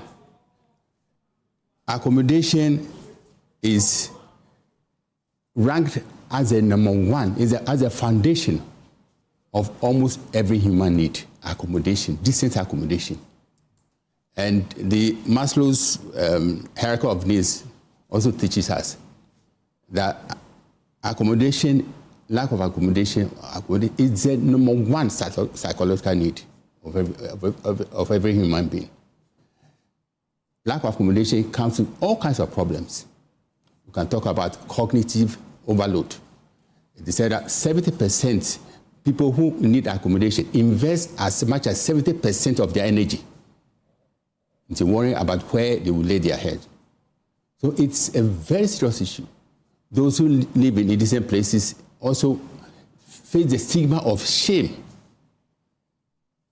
depression, and all kinds of ailments come with all lack of accommodation. So all this underline the need to prioritize the provision of decent accommodation for ordinary Ghanaian. Since 1963, when we had the rent law, attempt has been made to modernize the law. PNDC did something by way of PNDC law 138 in 1986, but the impact is minimal, if not zero. A new rent law has been incubating since 2023, but so we give birth to this law. All that the ordinary Ghanaian is where decent accommodation to lay his or her head. President Mahama has started well, launching the OCG project in Ho, and recently he was in Kumasi for other housing.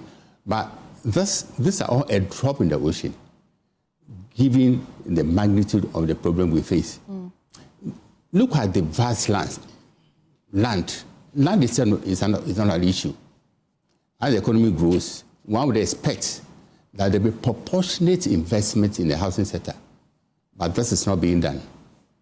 Housing is overpriced. Ordinary Ghanaian cannot afford, as I said, and it's best emphasizing, the ordinary Ghanaian cannot afford a decent place to lay his or her head. So government alone cannot tackle this problem.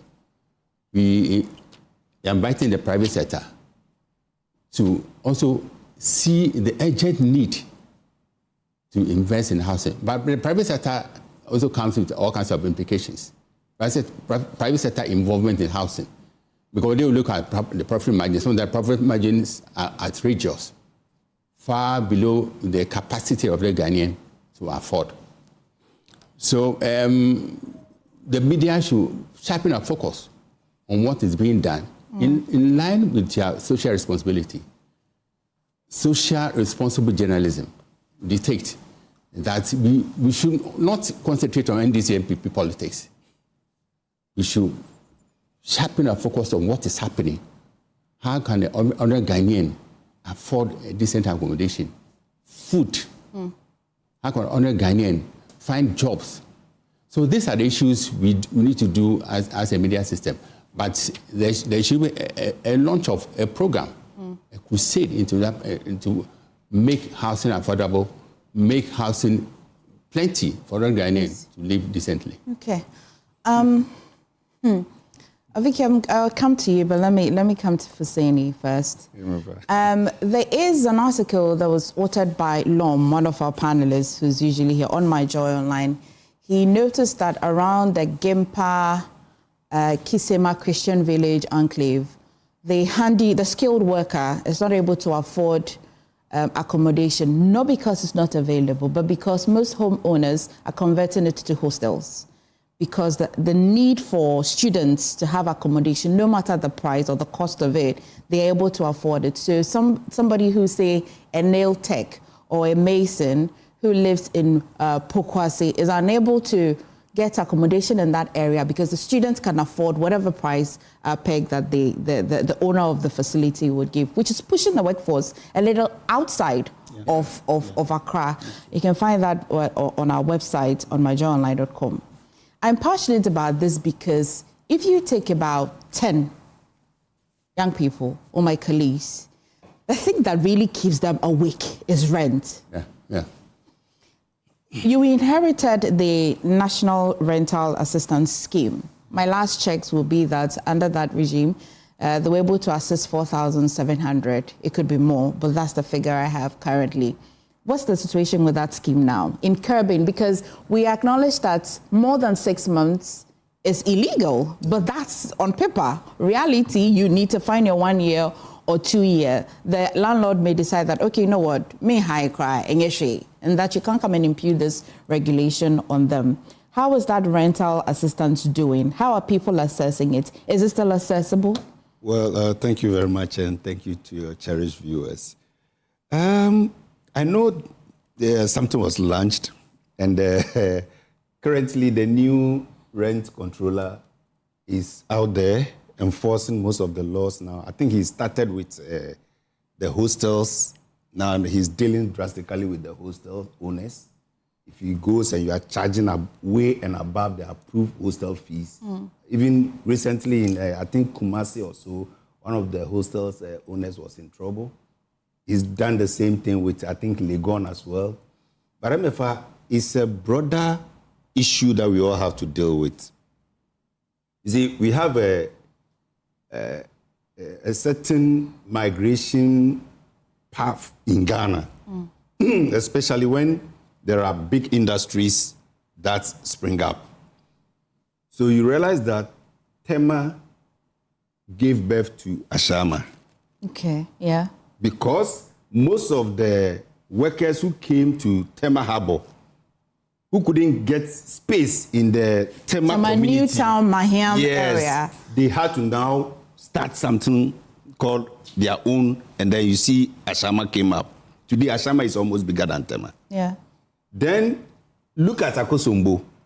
You see that the workers who actually came, we prepared the estate for all the skilled management staff.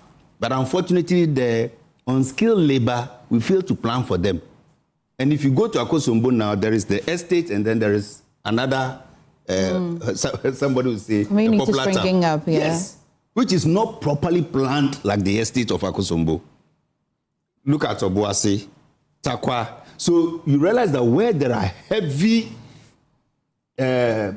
companies or projects springing up, by all means, there will be accommodation deficit. Because as soon as the companies plan for their staff, they forget the manual staff as well. And that is where the issue is. So your idea of, let's say, the moment we put Legon up, we should know that apart from the teachers and some of the lecturers and a few staff, the key staff, by all means, the security, the cleaner, where are they also going to stay? So by all means, they also need a place. So did we make space for those people as well? Now, your issue about West Legon having pressure because most of the skilled laborers who cannot actually afford the rent are now being pushed out. Yeah. Because Jimpa is bringing pressure, Legon is also bringing pressure. Wisconsin. The same thing. So you realize that immediately the prices of rent will go up. And what I believe that I agree with the president to do is that system of, it's not even 6 months. So people are taking 2 years rent advance. People take 1 year rent advance. Even 3 years. That is where the challenge is. Instances, yeah. Because if you can say the person can take it, let's say even a month, and is able to pay every other month. If the month is up and he's not able to pay, you evict the person. But you see, until laws are made to actually bite, people generate their own laws. So the landlord mostly doesn't even know about the kind of rent controls that we have in Ghana. Some don't even know rent control even exists. So they build their own house and then they put in place their own laws. It's my house. I say I want to give it out at 2 years rent advance. What can you do? But another area that we can all channel our energies, I agree with my brother that, listen, SNIT can come in. If SNIT is having problems with managing and maintaining a facility, that is where the banks or the real estates also come into partner. Let's say NAT, over the years you've been deducting a lot from your teachers. Yeah. What is the strategy of NAT to go also into accommodation for their own members post-retirement?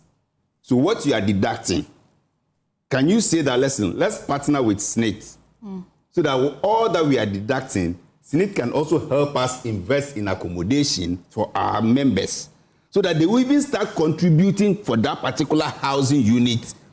By the time they go on pension, it's theirs. Can't NAT do that? GMA, Nurses and Midwifery Council. So until bodies come into conscious understanding that, listen, it's not just about taking dues from our members. Let's also think about their retirement. Some of these things can be solved because most of the problems we have is that people come to serve in the urban areas. When they are retiring, they now need to go and look for a place to stay. And it's not easy. I'm from CB. I'm now working in Accra. I did all my activities, politics in Ashanti region. So it will be difficult to say that I'm now retiring to CB. Either I'll retire in Accra or I'll retire in Ashanti. Ashanti region. So it means you have to look for a place. So that is the challenge we are all facing. Yes, Senate has a lot of money. If you go to other places, Senate is driving most of the real estate sector. But then in Ghana, unfortunately, apart from the lump sum and owning hotels and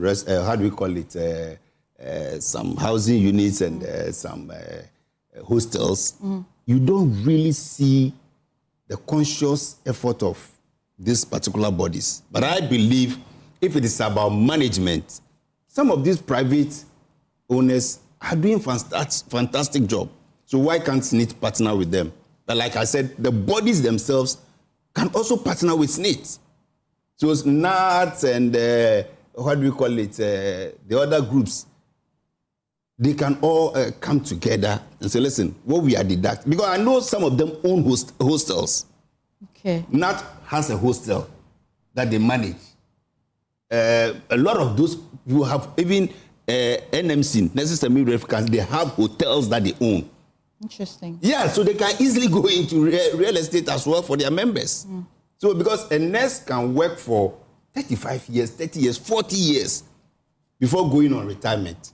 The average space the person can use to own a housing unit, it shouldn't take more than 20 years.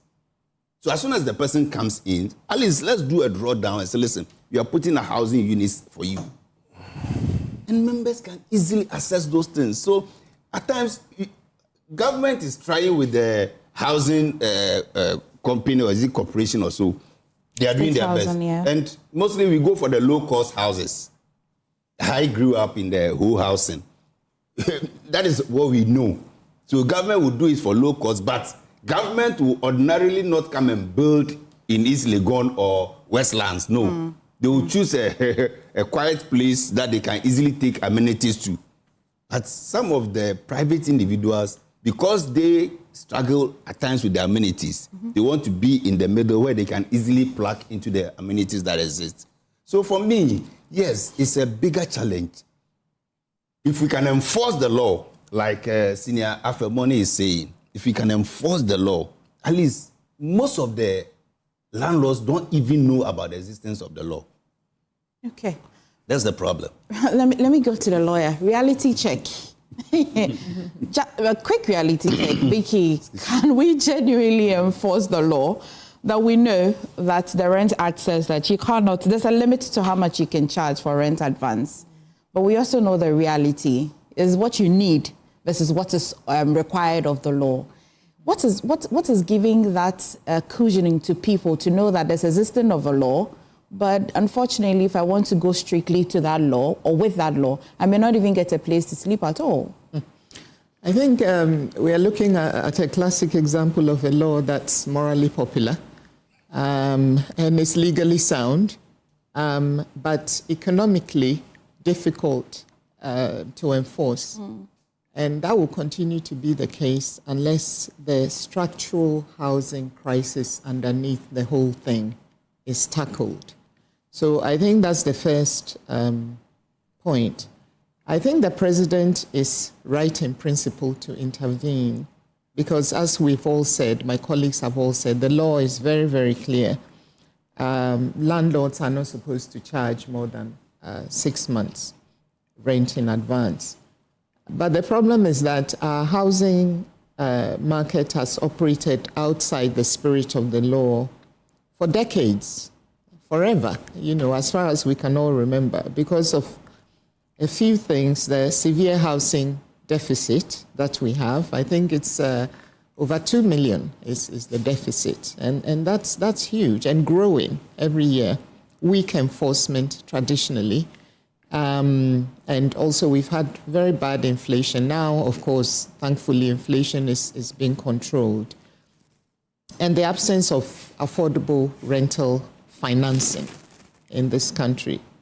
So the conversation is not just about dealing with the landlords, in my view. It's about whether the state is finally ready to accept that we've all had enough and reform the entire housing ecosystem. So I think what President Mahama is doing is a good thing because he's tapping into a real public frustration. A lot of people are frustrated by this because it affects a lot of, almost, as you said, young people, almost everyone, almost every Ghanaian family, especially young professionals, newly married couples, informal sector workers, and even retirees, as Hussein was saying just now. People are paying, 2 years advance, 3 years advance, as Mr. Moni said. Even agency fees these days have come into the equation. And some people are asking for utility deposits and even furnishing costs. And all of this even before you move into the place. So it's, for me, it could be, if it's done properly, what the president is saying, a very powerful cost of living intervention. The law exists. The important thing is that no new law is being proposed because that's another thing we're fond of. We keep proposing new things when we already have existing laws to deal with these things. So he's not proposing a new law. The Rent Act already says, what you should charge. And I think part of the answer also lays in things that the president said. Tenants are desperate. They are desperate. On the other hand, the landlords want financial security. Yes, they are investments. They are investments. It's not cheap to build even the most basic unit. And so neither side reports any violations. Everyone just keeps going. And what has become clear as I started my submission with is that you can't solve this rent abuse without solving the housing supply. That to me is at the heart of the issue because scarcity weakens bargaining power, and that is what we have now. If we have a major housing deficit, which we do, then the landlords will naturally be the ones who gain leverage. So even if you can enforce it, people will still go behind the scenes to pay their 2 years just to secure accommodation unless there's a huge increase in affordable housing stock. Otherwise, all you're doing is pushing the problem underground. So I think that, we just have to deal with this. We just have to deal with this. Because when you look at who is a typical landlord in this country, some of them, many typical landlords are not large corporations. They are just people who have worked hard or borrowed money from the bank to make, invest, maybe some pensioners investing as a pension income for when they retire, some middle-class families, people who have just borrowed heavily to build. So that's what the problem is. And the Landlord Association has consistently argued that 6 months may not be enough if you have a loan obligation. Because we have to think of that. Not everybody has built without taking out a loan. And if you take out a loan, you have to service that loan. Yes. And if you take it out in cedis, the interest rate is huge. Now things are a lot better, actually, in terms of interest rates. But these are the realities. And we don't really have a housing finance, special housing finance package that you can tap into beyond regular mortgages and all that. So we can't look at one side of the problem without tackling the other. So it's a very big national conversation as far as I'm concerned. And what I'll say is that Ghanaians will support strict enforcement against abusive rent practices. But the truth is that we can't regulate scarcity away. We can't enforce scarcity if we don't build enough affordable housing. If we don't do that, the pressure will always overpower the law You can have beautiful laws, but the pressure, the reality on the ground will always overpower that. And so the real solution in my mind is not only prosecuting landlords, it's supply, it's affordability, it's having a modern housing strategy for the ordinary Ghanaian. Very well said, Victoria. Maybe I'll wrap on this topic with you, Kojo, especially because the National Rental Assistance Scheme, when it was launched, it seemed to have recognized the fact that it was hard to regulate this whole 6-month rent advance and not take more than that. But I can dare say that this same scheme as well gave some sort of oxygen to the bulk paying of rent, because they acknowledge that the rule is there, it's quite unenforceable, but they would take on the responsibility of paying the bulk, and then the individual then pays monthly when at least they see that you're eligible, your pay slip looks like you can be able to pay a month. Why didn't we use this scheme at least to correct this problem that we're discussing now? Okay, so look, the problem is in twofold, and my sister Vicky said something. Look, we seem to be on the side of landlords and says that, oh, they've taken a loan and they need to pay and blah, blah, blah, blah.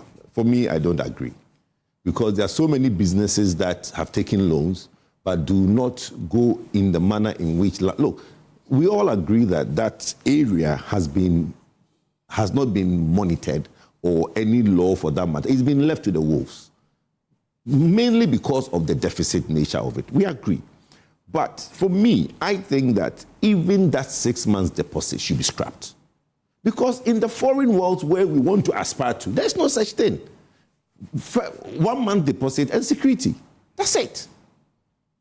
First month and security deposit. What I think it should be, and those are some of the things that as a party, we've introduced the rental housing scheme to look at the affordability, right? But then the next step for me would be, if somebody has verifiable income, right? Full-time employee with a company, then they do direct debit from his account, and he doesn't need to pay, because you see, the reason as a landlord, I would want 6 months or 1 year, because bear in mind, delinquency is also high. Because you don't want to go around chasing people for rent and they don't have it. The money, so at the end of the month, he barely has that money to pay. So most people, when they even prefer to pay that 1 year, at least they have peace of mind to go around and look for the money for the other year. So that even helps some people. If you try to get people who have to come up month to month for money, especially when they don't work, it will be difficult. So people that doesn't have verifiable income, we can do the 6 months. But people with verifiable income, the police, the teachers, the midwifery, all the people who are employed where their company pays them to an account, the landlord should take security deposit in 1 month and then basically do direct debit from the bank to the landlord. For me, it's not all of them that operate in a formal sector. But that is where that's the point I'm coming to. That's the next step. So we need to now have landlords registered. Everybody now wants to be, especially with this Airbnb thing. Right? I bumped into the new lady at Tourism Authority, and I told her that if she's not careful, this Airbnb is going to kill our traditional hotels. Yeah, very true. It's killing our traditional hotels. Very true. Because somebody can come into Ghana and get a 1-bedroom in some of these plush houses for $55 a night. Meanwhile, the hotels are suffering because they are registered, they pay all the taxes, they have all the co-mininis that they charge them. But these private people who have bought these units, giving it to these young girls, and all they do is that they get a text on SMS, they meet you, they check you in, and that money goes to a private person. No money comes to the state, no income tax, nothing. Meanwhile, the hotel is overburdened. So what we need to do is proper regulation. You can't just wake up and say, I want to be a landlord. I honestly think that there should be a certain level of registration, because there should be all sorts of regulations that comes in. We've left certain space too bare.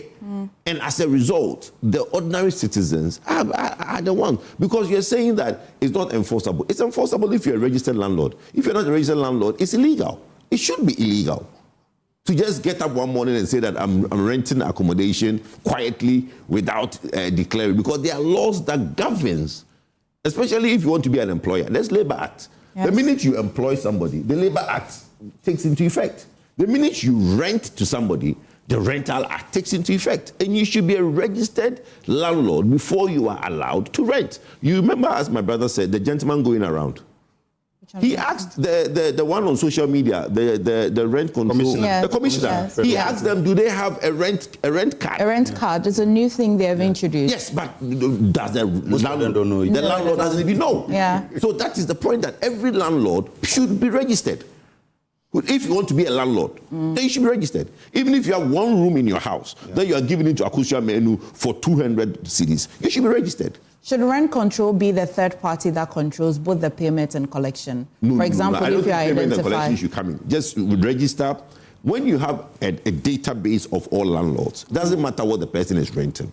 A landlord, as long as you are renting 1 unit, as my brother puts it, in your house, you should be registered. Okay. A little information on what you asked me. Mm-hmm. So the rent assistance program status as of January 2026 has so far assisted 4,732 beneficiaries since it was launched in 2023. 2025 alone, it assisted 2,031 people. Mm-hmm. But the challenge with the rent assistance program is that it's now dealing mostly with formal workers. Yeah. They That need is the to challenge. you need to authenticate your pay slip at the least pay slip, 3 months of 3 that. months salary. I think you need about some 100 Ghana cedis to That start is the a processes service. and That all is of a that. service. Okay. But then, so it doesn't apply to the informal sector. Okay. That's the only challenge. That's the challenge. But And the it's also informal something sector is that the largest, right? Yeah. Anyway. But it's helping the nurses, the teachers, the police, and those people. It's helping them. Okay. It has done even 99% repayment. Because it's linked to your account and it will be deducted. But that's exactly what I'm saying. So instead of you doing it through this, let it. So this one avoids all the agents. Exactly. So why is the current government not popularizing this? No, it's still there. I mean the popularity of it. An MPP initiative. They I've just told you 2025 has been kind. The word she used, popularizing, making it. Why do you think the commissioner is going around? That's the question. Why are you not popularizing this popular initiative? Mr. Money, you are doing so good, Kojo. Can you imagine? Let's talk about the report. And, again, condolences to Charles Emisa's family, because every time we talk about this, it will still bring back the memory. Unfortunately, we have to talk about it because it's a challenge we must discuss. Mr. Money, so often the line between medical negligence and the systematic failures is very blurred, very often. And we see that in this particular case where there's the call for, no, don't impugn or don't scapegoat the health workers. It is the system that has failed the health worker, so that even if it is true they failed Charles Emisa, it's not them entirely. They say we should ask for the full reports. They say, why name the health workers? They say, let's look for the driver that caused that hit and run. If you followed that report, what's your position on it? Emefa, 6 February 2026, we occupy one of the darkest spaces in our history. The day when this engineer met his untimely death, and hospital after hospital refused to give emergency treatment, and this is on the sense of responsibility of the health facilities, we denied first aid to this gentleman. The report, the name out of negligence, medical negligence. According to Ghana Medical Association, the definition of medical negligence is legal. So the committee overstepped its bounds by attributing the death to medical negligence. We are not interested in the legal tussle, or that we are interested that justice should be done. And going forward, it has been said, and it bears repeating and enforcing, that no medical facility should turn away a patient who is in a life-threatening situation. Emefa, this is wickedness in its most naked nastiness. Repeat that again. Wickedness in its most naked nastiness. They're taking notes. I want to repeat it one day. Wickedness in its most naked nastiness. I know to come against us. So the report and reactions all provide a fountain of lesson from which we should drink as a nation, especially Akufo-Addo. Ghana Medical Association, you are human, and there's no perfection in any human institution. Doctors are human, so they are meant to make mistakes. Please take the report, scrutinize the report. Where you have differences, ventilate them. But the fact is that in your own courtyard, you have issues. We have issues. People who are into medicine, who are into nursing, do not pay heed to the suffering of human beings in critical conditions. So we need to re-conscientize them. We need to pray for them.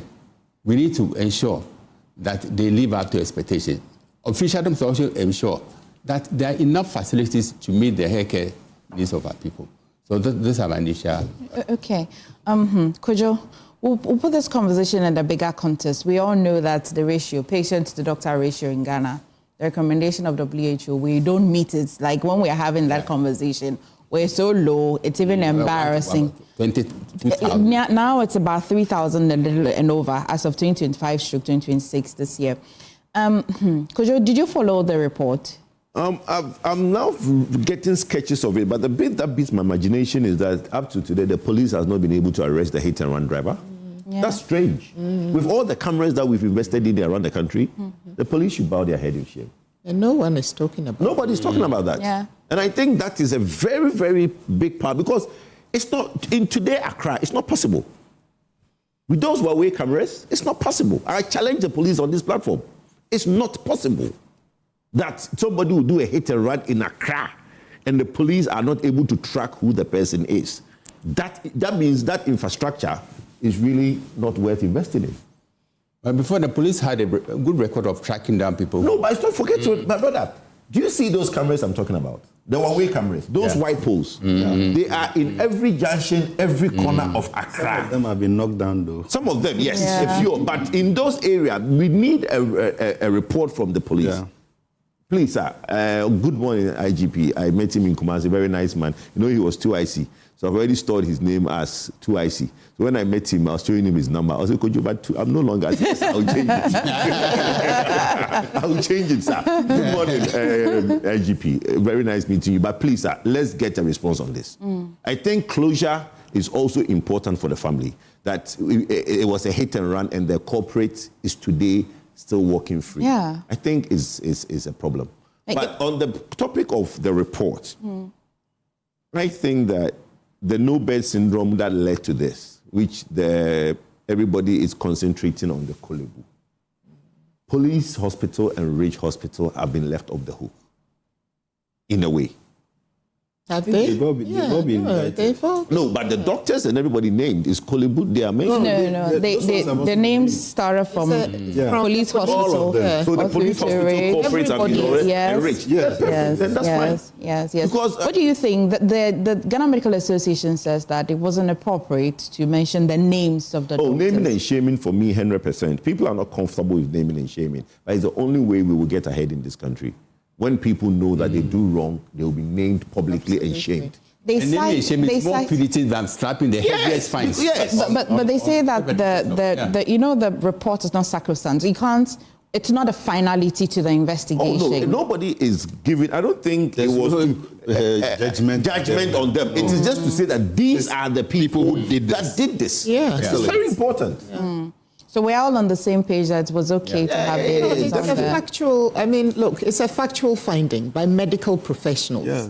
So it's just like in court when you invite someone to give an expert opinion. Yes. So they are, if they don't do that, then what's the point? Emefa, if I can take you through the processes. I did a bit of health. I was a primary health caregiver. That would be nice to hear. Yeah, so you see, let's be very sincere. We health workers are fond of hiding our negligence in our institutions. That is the truth. Protecting each other. Yes. So we hide in our institutions and we don't take the blame because Absolutely, when there is a suit, the institution takes it up. You don't even mention the name of the doctor or the practitioner who dealt with the patient before the suit came. Normally, the institution is sued and the institution takes care of it. You see, there's something we call triage in medical term. There is a difference between OPD triage and then there's a difference between emergency triage. Who does the emergency triage? Is it a triage nurse or a doctor? No, you see, so at the emergency unit, there are emergency nurses, there are doctors on emergency, there are trauma people, how do we call the orthopedic guys are all there. So when it's an emergency unit, all those people are there. One, when there is an emergency, the moment the person comes, there are colors that we normally give. So if you say red, it means critical. Who should be saying the red? Is it the ambulance that brought? Once the ambulance brings you and they assess you, then immediately they know this patient is red because one, maybe there's a lung collapse, maybe the person is unconscious. So that particular stage, it is red. You can't, that is not the time to be asking who brought this person, what is the name, what happened. No. Your first action is to revive that patient. Let's say the person comes and there is a gaping wound and hemorrhage. The person is bleeding profusely. At that particular stage, it is red. So there is nothing you can do. All protocols have to cease. The first work to do there is to stop the bleeding before any other thing. So even in the ambulance, the first action is trying to stop the bleeding right from the ambulance before the person gets to the hospital. That is triage discipline. There is what we call yellow, which is, maybe some broken bones or something, so it's not so critical. Then there is green. Oh, it's just a minor headache. But there is black as well. The gap we're seeking education on is who does this determination? The staff on the ambulance that brings the patient. Let me take you through the process. So another point where Ghana is having a little problem with our health system is that the communication between the paramedic and the emergency units. That is also another gap. So the paramedic should be trained in such a way that when that paramedic goes to the accident scene or the emergency scene and picks the patient, one glance, okay, this is hemorrhage. So that is bleeding. Yes. Open bleeding or internal bleeding. Yes. Which means that particular state, that person cannot deal with that internal bleeding. So immediately, the person reports to the nearest facility that has equipment to deal with that particular internal bleeding, or there's a professional that deals with those particular things. So if it's a broken bone, you need an orthopedic doctor. So immediately, okay, I'm coming with a case, so broken collarbone. The person is in this stage, age, this space. You state all those things whilst you are coming. But in any case, you are doing everything possible to give CPR if the person is,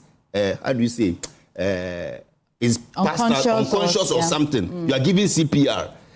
If the person has a broken bone, you are immobilizing the place while still talking.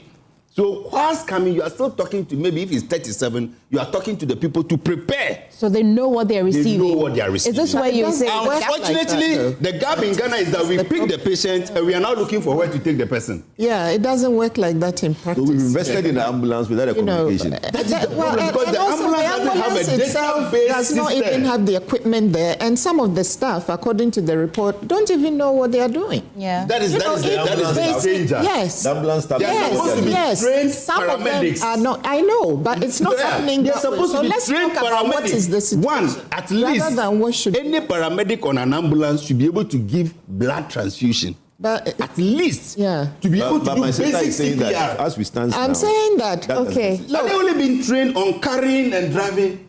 They've become drivers. That's the problem that we have. That is not the problem is that look.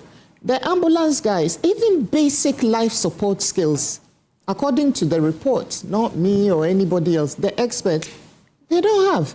So what are they doing with advanced cardiac support skills, they don't have. Advanced trauma life support skills, they don't have. Even there's inconsistencies in taking and reporting the patient's vital signs. Yep. Even that is what I'm saying. Even in the case of Charles Emesa, A basic thing like the blood pressure machine. The cuff was too short to monitor his blood pressure in the course of the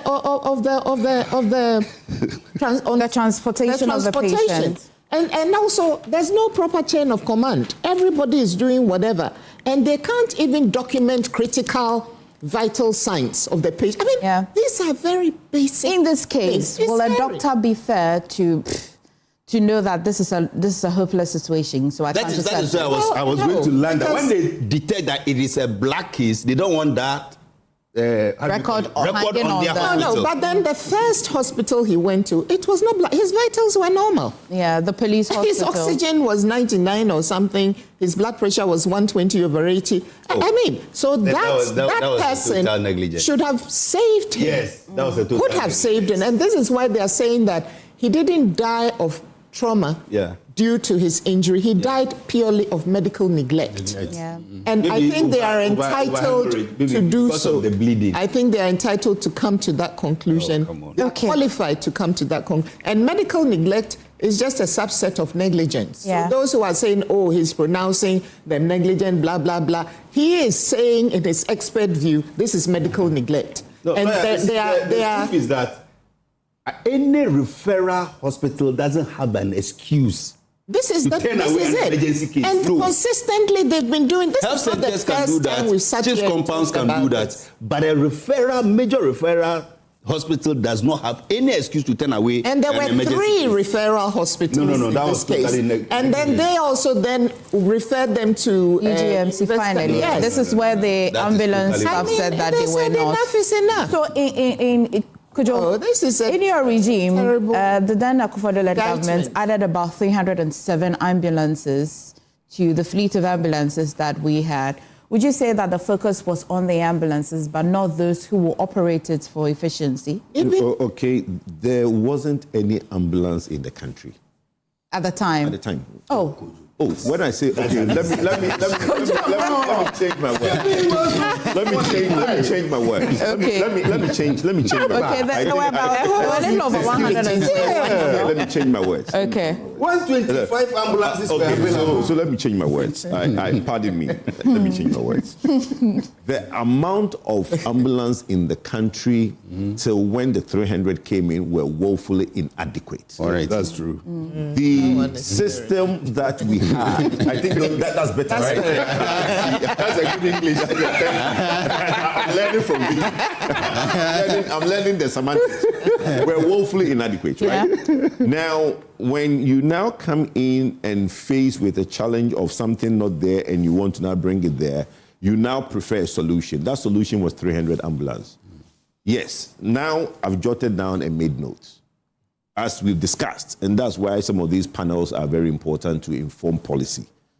Going forward, after the ambulance is here, now training of paramedics, proper communication, emergency unit to have the right triage, where are the next steps? So yes, the focus was that you try to prefer a solution. You cannot prefer all of it at the same time. So yes, I think there was a bit of gap that needed to be filled.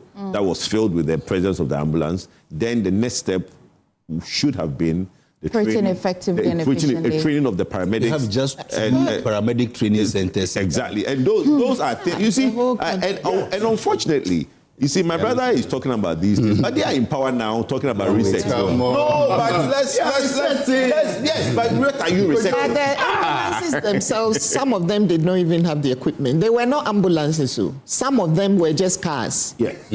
So we need to even go back a step. Yes. Were they really ambulances? The 125 that existed? No, the ones that existed were not, but the 300 that came were well equipped. So the issue going forward is that they are in now. And some of these things, your brother Akando should take note. I Kojo, I'm taking note. But me, the effectiveness of mine action is not now. The effectiveness of their action, where my brother has identified some of these things, can be now, since they are resetting. They are bringing in the Pragya ambulance, which cannot even have. But we've seen the Pragya ambulance. Not an ambulance. That is for primary health care, right? Yes, that's for primary. So, hold on. Have you not seen the Pragya ambulance? Not the one that you've seen the Pragya ambulances, where you guys said they were started in our time. But is it an ambulance? Listen, a Pragya in itself can be an ambulance. A Pragya in itself. Vicky. Little bit of information. They should do more. Okay. Let me say this. See, there is something happening at the midwifery side that we are all not paying attention to. What do you think? When enforcement came in the midwifery side, that any maternal mortality that occurs in your facility, the midwife on duty is held accountable. You write reports, you face a panel, you explain minute by minute how the woman died. And it's reduced the maternal mortality. But there is no accountability at the emergency. Other deaths that occur. That has to change. How many times have we start from now? Last month, February or so, we had the same conversation. That is why the panel was set up now, and then naming and shaming has started. So let's all support. Yes. Akosua is listening. Okay, Vicky, we, of course, we can't talk about this problem without attack. All we're saying is still under the systemic challenges that the doctors or health workers see. In front of me is a news center. Says that Kolebu critical care in crisis, acute ventilator shortage threatens critical patient survival. And it's giving me a breakdown of how many ventilators that are, available in Kolebu. When Kolebu started 100 years ago, of course, the thinking that went into it, the question today is it serving the same thinking that went into the setting up of Kolebu? I earlier mentioned that there's always that blurred line to know whether it is the system that failed a patient or there is the medical neglect that is under the systemic failure that is failing the patients. Which one should we address first? I think it's both. Okay. I think it's both. I think the system itself, system failure, hospital governance failure, ambulance system failure, and professional accountability. I don't think we can separate the two. Because at the end of the day, even if you find yourself in the middle of a jungle as a medical person and someone is bleeding to death, you will find ways and means to save that person. This is professional. Yeah. That is what you do as a professional person. Yeah. So basically, we've all seen films and things where they are using pens to do give air and all that, and it happens in real life. If you find yourself in a situation where you don't have any equipment, you have all the knowledge and the skill set, you don't have the equipment, you have to look around to see what you can use to save the patient. Instinctively. And that is the extreme example. I use that extreme example to focus us on what is happening here. Yes, the system is not good. The system has failed all of us. The system is failing even the doctors and the medical professionals themselves. But that is no excuse. How can you, as Mr. Moni said, it is wickedness. You can see, as a trained doctor, you know that this patient, within 2 hours, they'll be gone. Yeah.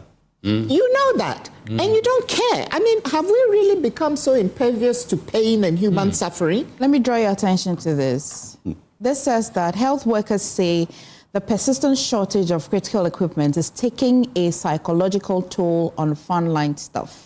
According to sources within the unit, that's Kolebu, many clinicians are battling frustration, emotional exhaustion, and depression as they struggle daily to manage critically ill patients with inadequate resources. So the question is, what are we doing about this as a state? Why is consistent government after consistent government not actually addressing this fundamental problem? I don't care how many roads we have or whatever. Human life should be paramount. That should be the single most important focus of every government in this country. Ventilators are failing. If someone can't breathe, their only chance of survival is a ventilator. True. And if these things are breaking, why can't we replace these things? It's not like we don't have money. We do. So it's a question of prioritization. Well, one of the headlines that intrigues me is, for example, if the Ministry of Health, you hear Ministry of Health donates something to a hospital. Yes. Like donate. Yes. But I think that it sounds like health, we need to relook at who funds health. I think we've gone past the pre-colonial, post-independence, where today government can no longer fully fund health. No, it has to be funded. This is what I'm saying. It's a question of priorities. So who funded it should be the next conversation. Look, I have always said that we live in Ghana. We are happy to travel to all these 6-hour journeys to London, to all these countries, but don't look at what pertains in those countries. Mm-hmm. The UK, even when they moved from the state-funded hospitals into the system they have now, the system they have now also has a problem because they now have the unit. I forgot what they call them, but they now have a system where if you take the whole of the maybe Ashanti region, all the hospitals, the trusts, the UK operates the NHS trust. Yes, they operate the trusts. So the trust system is such that when you now have Ashanti region, all the hospitals in Ashanti region is put in a trust. Okay. So the Ashanti region trusts owns the hospital. Then you can get investors who invest in these trusts so that they fund the hospitals. And the hospitals are run. You see, this thing where we are not giving the right health care to citizenry. When they go to the private hospital, they pay. Why are we making it look like the person, because we have national health insurance. But Kojo, you know the trusts are funded by government. I know, but I'm saying that, but the trust and funded only by government. But there's no private. Trust, I understand that, but what I'm saying is that the system that we have, they have put the hospitals in a trust. Yes. We can no longer fund the hospitals. So I'm saying that their setup of putting hospitals in a trust, we should put a similar system, but have private sector investment to fund. Because the problem we have now is that when private sector runs hospitals, they do well, they are more prosperous, they are more profitable. Citizenry are happy to you end up with the US system. But that is where the national health, that is where the national health insurance scheme comes in.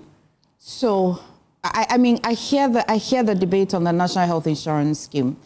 Vicky made a point that she doesn't care how many roads you construct. She's concerned about human life. Yeah, human life. The intentionality with the government to make funding available for road, That's education. That's the difference between the two parties now. The MPP prioritized Agenda 111. You need $1.7 billion to finish but why hospitals. wasn't what we had fixed before building 111 but let's make that point, and my brother can look at me. My brother can look. Yes, I want to hear. It's a very important point. You see, I really want to go there because you see. But that's a relevant question, Vicky. Yes. You had a system. For example, you have Kolebu that's only asking for more ventilators. But the strain. Why start the money there first? No, hold on. The strain. You see, what you're looking at is the strain. Let's take building. No, Vicky, I get that. But they look at the strain on the hospital. Mm-hmm. Okay? If you look at the influx of people that go to Kolebu, when there are certain corridors, there are no municipal or district hospitals. So they are all referred to a certain hospital. So the strain on that hospital is a lot. So you need to fix it in both parts. Yes, I agree that there are existing hospitals that don't have much and they are not being given the relevance. But you cannot also avoid the fact that district hospitals are important and some areas where there are no municipal hospitals needs to be done. But to Vicky's point, when there is government where it's supposed to be continued, right? And one government prioritizes healthcare and you need $1.7 billion to complete a project that one government has started. Another government, the Reset NDC, comes in and says that the MPP didn't have money and they promised 111 hospitals. I am promising $10 billion to build roads. With the same revenue that has already been promised, the only 1.7 of that could complete the 111 hospitals. You are taking $10 billion to do roads, abandoning the 111 hospitals. Almost no. You said you built. You have to address this. When you talk about it, they'll tell you that. Let me learn. When you talk about it, they'll tell you that. Oh, but you promised to build it in 28 months and you didn't. Doesn't matter. Good. Vicky has a question. I'll come to you because you would have to answer a lot of questions, actually. Yeah. You have The question I have is that this 10 billion, is it not supposed to be on a PPP basis? No.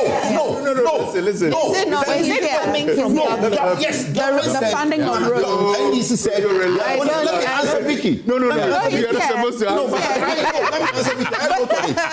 I think it's a PPP. No, it's not. I think it's a It is not. Vicky, the President Mahama says that the funding source for the big push is 80% from MIF, right? Okay, that's and government. 80% from MIF, then petroleum revenue. Okay. When you add all that money together, the only revenues that they have identified for the 10 billion will take us 11 years to pay for that 10 billion. Now you can talk. So there's no PPP. I thought it was PPP. Let's be very simple. During the NDC time, let me hear, yeah. John Mahama in 2012 to 2016 was able to do 25 district hospitals, completed them. He started the one at Dodowa. The Eurojets. The Eurojet Pro 1. Dodowa, Kumbewu, what's the name? The Kwewu. About 6 of them started. UGMC, the Bank Hospital, Maritime Hospital, all those ones were done. There was Sewia, there was Afari. Why didn't Kojo and his people complete those ones? Those were major regional hospitals. There was the Bolgatanga Hospital and the rest. Why didn't they complete But we completed your Eurojet ones. Oh, please. We completed your Eurojet ones. No, but add that to it. And operationalize the UGMC. Yes. Why didn't they do that? You left Sewia, you left Afari. Even the Kumewu one, it has to be battle between you and the chiefs and the people of Kumewu before you even started paying attention to it.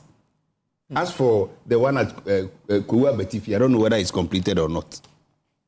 Then all of a sudden, out of the blue, you jump and say, I'm doing Agenda 111. When you have gone to collapse La Hospital, cleared La Hospital, you couldn't even raise it back. You say you are doing Agenda 1. Out of the Agenda 111 they were doing, $400 million was spent. As I speak to you now, not even one is operational. Because you refuse operational? 19 of them, the contractors of their own party executives took money for mobilization, didn't even report to site. How many have been built? 79 of them, as I speak to you now, are incomplete. And the ones that they claim, the one and the rest that they claim they have completed, the contractors have not even been paid fully. So how do you operationalize such a thing? But you need... There was no funding source. No. But do you have a funding source? There was funding source. But there was funding. There's funding source. There's funding source. Stop it. ABFA, CAPEX, and what are you talking about? There's no funding source. There was no funding source. So do you have a funding now source? that government has now done a dedicated funding source. Which is what? To be able to complete it. For the Agenda 111. Yes. What's the You funding admit a source budget now? There's a lot of litigation because contractors that you claim you have paid, most of them turn out not being paid. When they munjam to her. No, nobody will leave it. We are not like you. But you've left it. You left the work for 8 years. You left the work for 8 years. You left Afari for 8 years. So you never even went close to it. That's fine. So yeah, you see, as I speak to you now, move on.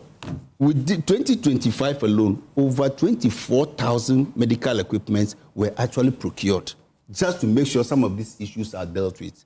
We all know what Mahama Care is doing. They are also, yes, it may not be enough. You see, my challenge is that whilst we in the chief's compound, health centers, polyclinics, district hospitals are crying on government to help us with equipment and the rest, unfortunately, you have teaching hospitals that are supposed to be autonomous also fighting us with government for this same thing. Because Kolebu, Konfanoche, and the rest are supposed to be able to be self-financing.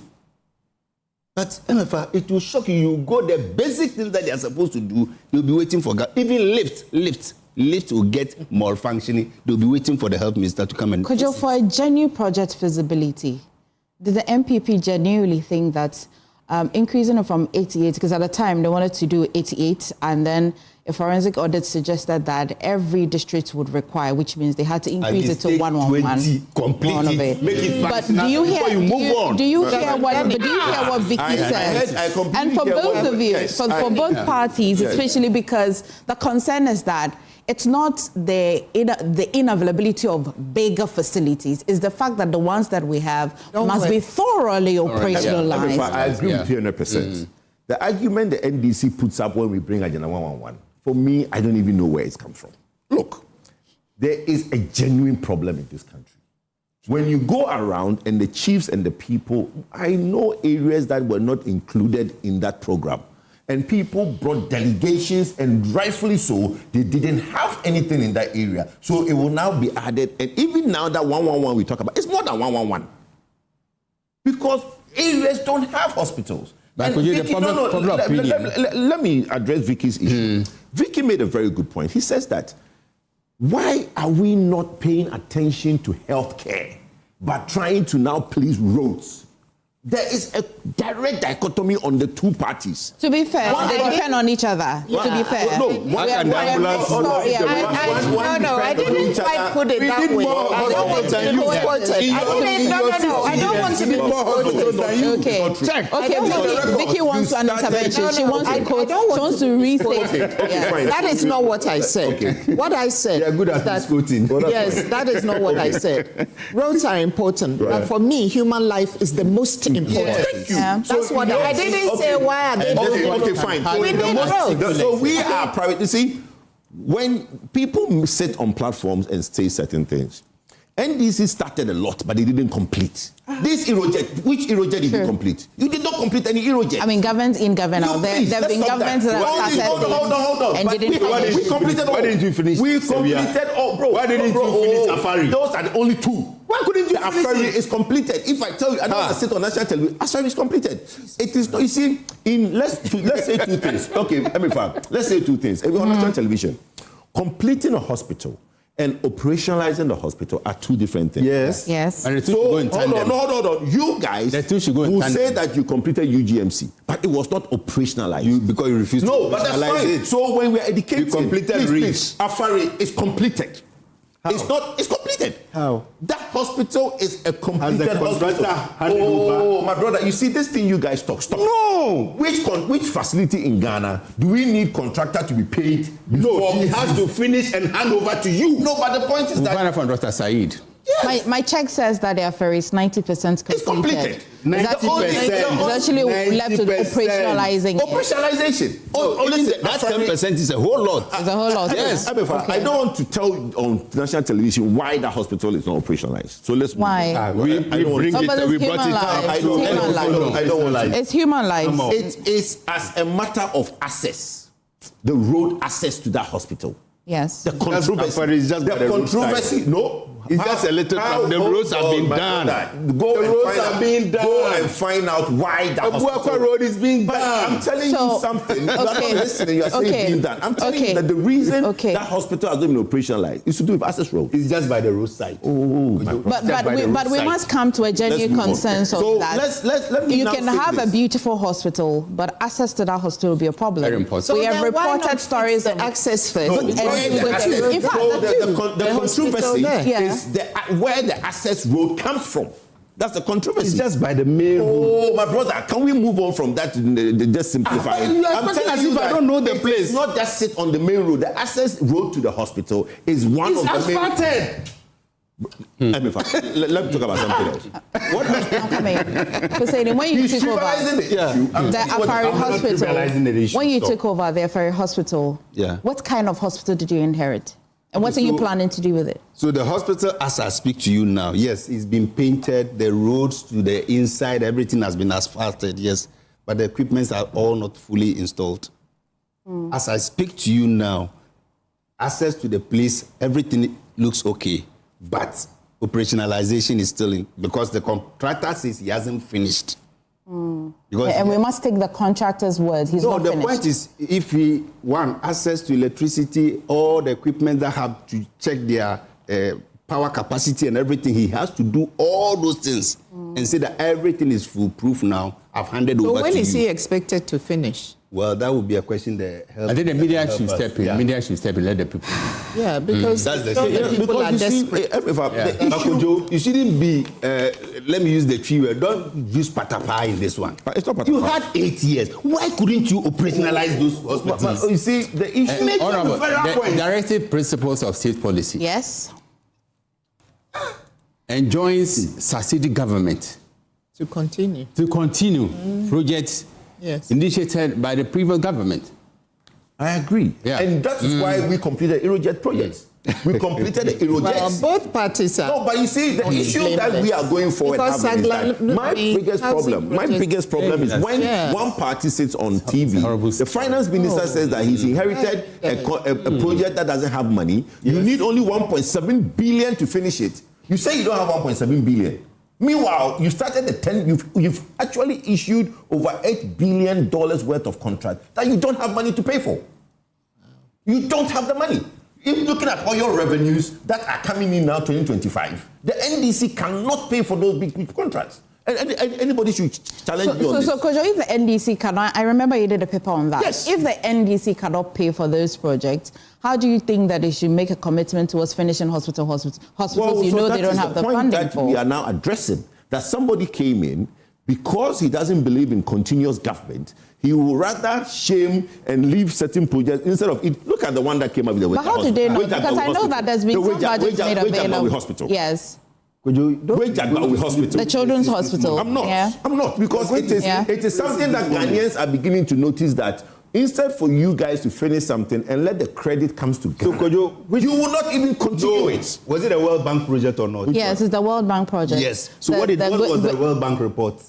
Misprocurement. You see the point. Yeah, I mean, I've been quite vocal on this. The report says that misprocurement. Yes, and this is why we are at a stalemate. But the misprocurement did not stop the completion. No, the contractor. There was. Hold on. But the report says that need to. It was 2025. I cannot stop the project. Oh, really? But why is it not commissioned? My goodness. But why is it not commissioned? Can you believe this? Why is it not commissioned? If it's not stopped, why is it not commissioned? Really? Oh my God! No. When did the report come? What report? When did the what report? Misprocurement report come? Oh, but that's when did it come? Hold on. If World Bank is funding something, and you want the contractor wants to be paid, and the ministry says okay, the contractor is due to be paid, and the World Bank says, listen, you can't pay because there is a misprocurement. They will stop the funding until you ratify that. They can't use the money to continue. Funding. World Bank was on funding the project. World Bank is funding. Please listen. This doesn't allow for propaganda. It is 90%. It is 90. You see, you guys should take your cameras there. We have. It is 90% completed. We have. The equipments are there. The facilities beds are there. Yes. So what are you talking about? That the World Bank will not. The payment conversation is different from operationalization of the hospital. Operationalization is not handed over to you. Is it the case? But don't hold on. Give me a minute. I want to ask. Is it the case? Have to be paid. Is it the case? Before he hands over. Is that the case? He has to complete. Yes. I mean, is that the case that if you've given your project to a company to finish or complete or to construct, if you have not paid that project, that company, the final certificate has not been paid. You can just take operationalize it. That's the case. Again, if there's a problem, you be held accountable. Yes. Follow-up journalism will help set the record straight. But let me say something. How is the final certificate done? He says I've completed. So pay me my final money. Then you are paid. But do we see what we're doing? Yes. The two parties. You see what we're doing? Yes. That there is a fully built 120-bed children's specialist hospital desperately needed. And somebody is doing politics in this. You are doing politics. And two parties were reduced the conversation to who's funding it, who's supposed to be issuing the certificates, finality to it, and yet the building can be operationalized. Thank you. Today, do we see what we do to ourselves? Technically, that is not correct. Okay, what to be the truth of the matter is that this is a hospital and a building. Yeah. So the contractor has to certify and say, listen, I've done everything and it's foolproof. And what is holding him back from take over? Why is he not? So when he hands over to you, it means that When you go in, there is no problem. That's all I'm saying. Then the second part is that if he says he is not completed, and you go in and something happens. For this particular hospital, Wager Hospital, let's get the clarity today. The contractor hasn't handed over. Why? Has he? He's not handed over because the final certificate. He's not and what's Hang on. The payment has not stopped handing over. Kojo, wait. Don't pay. You can't. Hang on. I'm saying that is a government issue. Yeah. So what the health minister is telling us now is that he's been able to rectify the issue with World Bank. Okay. They are paying the contractor so that fully they take charge of it and then gets it operationalized. That is what the minister is doing now. After 15 months. You don't put on both sides after propaganda. It's not propaganda. Before the residents hit the street to protest. But you see, there is a miscommunication. Was this on the table? No, it was not. Oh no, I'm speaking to the NDC. Really good. No, but it's important. What did you hear? You're on autopilot.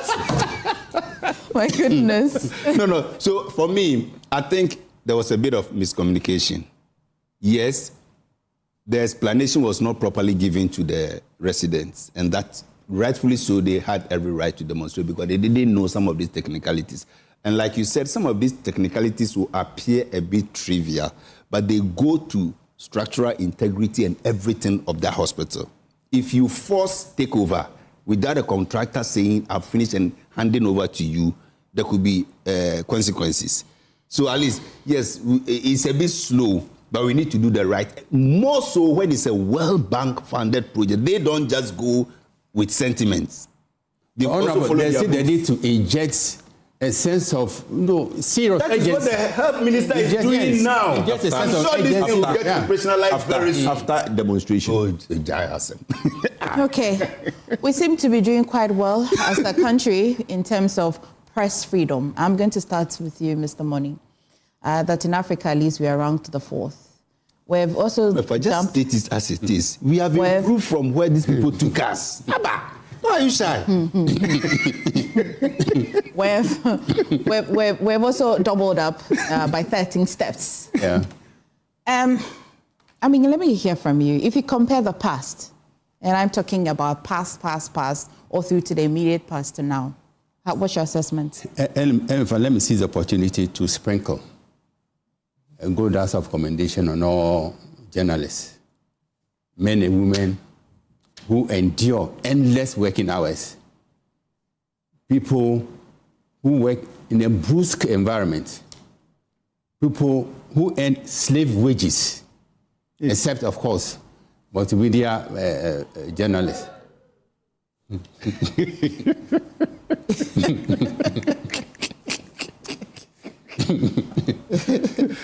That's a bomb. People who put the ownership, who abandon the ownership of their lives to inform, educate, entertain, survey the social environment, and hold people in positions of power and authority to account.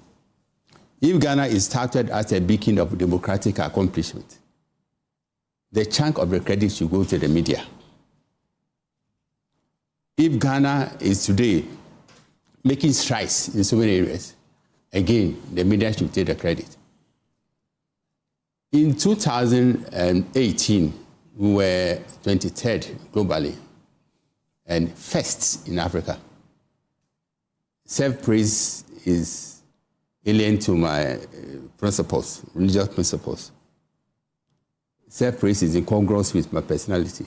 But let me say for once that it was during my presidency that we hosted the global community of journalists in this country. And it was during Nanado's regime when we were first in Africa and 23rd in the whole wide world. Then came the murder in the most brutal circumstances of Ameswale. And that brought about a precipitous decline of our rankings. And this continued until May 3rd, when we jumped from 50th to 39th position. Emefa, impunity has been identified as the number one causal factor for our backsliding on the league table of free media systems in the whole world. Impunity. One thing about impunity is that if it's not tackled from the root, it ignites a self-propelling and re-energizing cycle, which then makes it hellishly difficult to tackle. So the time has come, Emefa, we need to, all the actors, media consumers, media regulators, please cherish what you have. Cherish the media system you have. Because just imagine a country without an accountable media system, a country without, a probing media system like ours. The politicians will have a field day, the more negligence in the hospitals, people will die prematurely, there'll be recklessness, waywardness, will be reduced to to primitive age. Yeah. So the media community, please, kudos once again. And we need to learn the lessons from our decline and then ensure that we initiate a vertiginous rise from our position now fourth in Africa and 39th in the whole world to the first where we rightly belong. Okay. Yes, so it is possible. Yeah. It is within the bounds of possibility to rise from our present situation to be number one in Africa, because we have all that it takes, Emefa. Yeah. We have men and women like Emefa, like Kojo, like, name them, Benedavle, people who are professional gems, who are doing their bit. They've given up ownership of their lives in the service of journalism and democracy. So going forward, attacks against journalists should be a thing of the past. Sure. Kojo? Very true. Which one? The journalism thing? Yeah. Oh, my brother said something which was sad. He said that they've taken it from somewhere to a better place when on Newsfile, Samson Aini, just about a couple of weeks ago, said something very profound. He said that there's a law, the law that was instituted when Queen Elizabeth was head of state of Ghana and was used in that era to intimidate. Today, in the last 15 months of NDC, they've used it more than the 8 years of Nana Addo's administration of the MPP. And you are telling me, and that's not me saying it, that's not me saying it, it was Samson who said it. Because we live in this country where now a DCE cannot be told that he's not cut for the job, he's not fit for purpose. A DCE is not fit for purpose. And straight away, police will now write that person to invite that person because you've commented that DCE is not fit for purpose. When it is the MPP, and Madam Vicky Bright was part of that administration, which abolished criminal libel law, allowing freedom of speech in the media space. Emefa, you would have been hounded over your utterances if these people have rooted to Ghana till today, because they had no intention. I'm telling you, they had no intention of abolishing the criminal libel law if it wasn't for the MPP that did it. And that is a record nobody can take away from us. So when it comes to press freedom, the one party that has done the innovating, that done the milestone, is the abolishment of criminal libel law. Do you know how many journalists wanted that law abolished under Jerry John Rawlings? Under the 8 years of NDC, and it was never done. And it was the President, Yakum Kufo, and good morning, sir, who had done this for this country. And there's one thing that we don't do enough, and that is why some people will sit somewhere in their garage and basement and say that there's nothing that Akufo achieved for this country. Because we don't talk about the things Akufo did enough. We don't. President Akufo, 8 years. But in time, we'll do that. Because this is alien to some of us. What's in it? That before didn't do anything.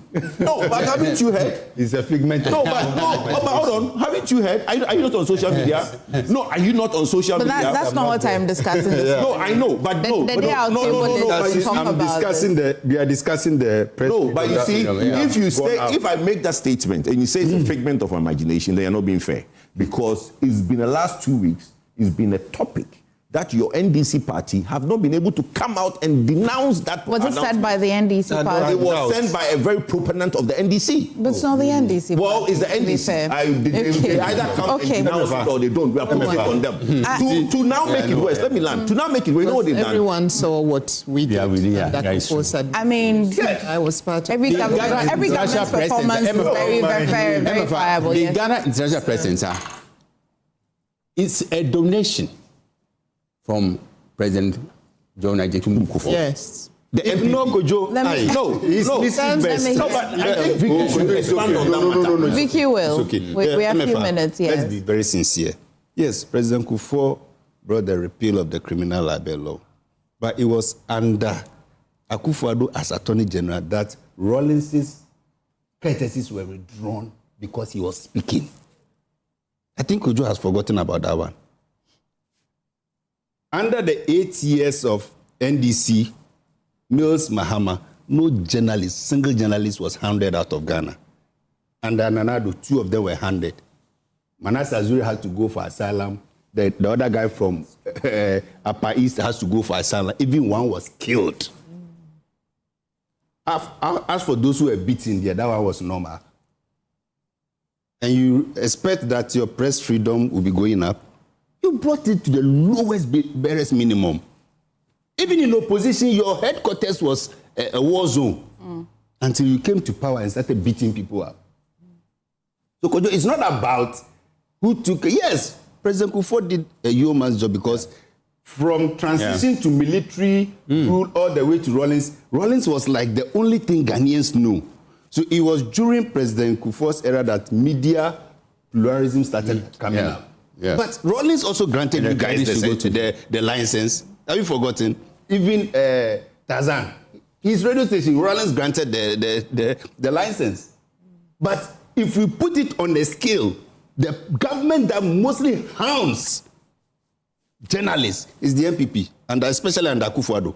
As a journalist, I'm not speak your mind. I'm not here to even praise any of the parties. Oh no, Emefa. Because this is quite at what is going on. We're celebrating the ranking, but with a lot of caution. Caution, yeah. With a lot of caution. Emefa, okay. See, I know we can do more, but if you ask me, the most tolerant president Ghana has ever had and is still having is John Mahama. Look at the sort of criticism that goes at him.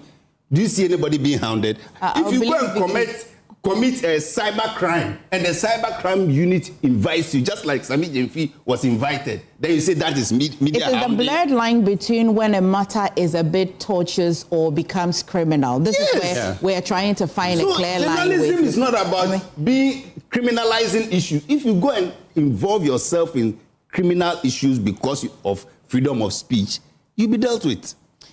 Okay. I mean, the media and those who operating it will be their own good assessments of it. But Vicky, every time we talk about progress and press freedom, we have a minute to at least talk about the dip in 2019, the death of Amos Wale, who has it still hasn't been for Ghana. It was very shameful, but today we still talk about it because we don't have finality to that. I think that for me, so this is why it's important not to paint just one side of the picture. What makes this year's press freedom discussion particularly important for me is that we are simultaneously telling 2 different stories. 2 different democratic stories. The first one is encouraging that, yes, we have made a significant leap. We've gone from, 52nd to 39th globally. And that has made us one of the top performing countries. We're 4th in Africa. 4th in Africa, yeah. Yes. And it's not insignificant because obviously it enhances our democratic credibility internationally. But the second story is more troubling. Because in spite of the improved rankings, journalists are still being assaulted. While they are carrying out ordinary public interest reporting. From election coverage to demolitions to fire incident coverage. And so for me, the real issue is the contradiction. So the question is not really whether we improved, because clearly we have improved. The deeper question for me is what kind of democratic culture are we building beneath all these rankings? You know, GJA's position is quite optimistic and a bit diplomatic, you know. But then, you know, if you look at the, but even the GJA actually, to be fair, warns that the battle is not over. It raises concerns about these persistent attacks on journalists. They are in court seeking. They are in court seeking some clarities on provisions on the Electronic Act and Cybersecurity Act and all of that. Yes, so. And then this whole culture of impunity and the use of laws that may be weaponized, if you like, to intimidate or silence our journalists. So for me, that is an extremely serious constitutional concern, because it raises questions about the balance between national security regulation and press freedom of expression. Then you look at the MRI, the Media Research Institute position. They are more skeptical. They are more skeptical because they say that, yes, the ranking movement is positive, but it's not as simple as the figures seem to suggest. And for me, it's important because sometimes rankings create an illusion of transformation when underlying structural weaknesses remain unsolved. So I think we should tread with caution. There's a broader issue here which both organizations hint at indirectly, that the future threat to journalism may not only come from physical attacks or overt sponsorship. It may also come from economic vulnerability, digital surveillance, online harassment, and increasingly AI-generated misinformation and self-censorship caused by fear or dependency, as we saw in the previous administration at times, this kind of self-censorship. So ultimately, to wrap up, for me, a democracy will really become truly free, not only when journalists are celebrated internationally, but when our reporters on the ground, can bring us their stories, even sensitive ones, safely, independently, and without fear. In fact, in accordance with your motto, credible, fearless, and independent. Aren't you amazing? Aren't you amazing? This is where we should end the discussion, actually. Because I'm just going to give you a privilege because you belong to the party that matters this. I mean, of course, there's been some credit given to the RTI as well because they've been robust and also sanctioning institutions that do not give information to journalists or anybody that will need it. There's a lot more to do in the media space, and I hope that we're able to express ourselves fearlessly. Well, I will do it quite credibly as well. But Kojo, the flag bearer has named his 4 previous rivals, as co-chairs. What does that mean to the party? This is privilege opportunity for only you. No, that's not fair. MPP that matter. How is that your matter? Very much my matter. How? Very much. How, Kojo? Privilege. This is a pure privilege. You're not being fair. Kojo will have my time is up. Seconds for each of us. Okay, then Kojo manage it so that I get 30 seconds. You can have a bite, but it's so all your phones. I don't want to show you. Offline is what? Chimpanzee or monkey. Okay, Kojo. Okay, it's a good thing. Look, we in the MPP are united, more united than ever. People, our detractors like the NDC and people out there are always trying to do things to make it look like it is not what it is. Honorable Kennedy, Akompra Japan, is happy to work with the party. This list that came out went to the highest decision body of the party. The party sat at that level and directed that certain people should be put in the flag bearer in consultation with NEC made that decision. Everybody who is a party member, when you are called upon to serve, you serve. And I think it's also an indication of let's all work together. The idea of the co-chairs are very simple. We need to have a certain dynamism in our innovation and policy dissemination. And all these individuals, including myself, who is a co-chair for energy, would be able to input and give advice to the flag bearer and the party to be able to now tackle the helplessness that the NDC is now taking Ghanaians through. They promised reset, but obviously they've see why I have to come. They forgot. That's a very good point. They forgot where I have to come. Your privileges have ended. Okay, it will be just 30 seconds each for all of you. My time is up. Fuseni, you? I think the flag bearer, as usual, is just making fun of his former competitors. Because if you really respect Kennedy Japan so much, why do you put Kennedy Japan as a co-chair and make Kofi Tonto a spokesperson? These were the same people bashing Kennedy Japan. So you don't put Kennedy Japan in the same. But they say all of that is in the past. They're forging forward. Words are not in the past. Okay. And you go and put Brian Champon and in security and intelligence, then you go and put Kwesi Botwe Jr. there. Yeah. What does Kwesi Botwe Jr. know about security and intelligence? But how does that concern you? He's just ridiculing his opponents. But how does that even concern you? He brings them down. How does that even concern you? He's just disrespecting them. Utichi. Yes. No, no, found home bay. That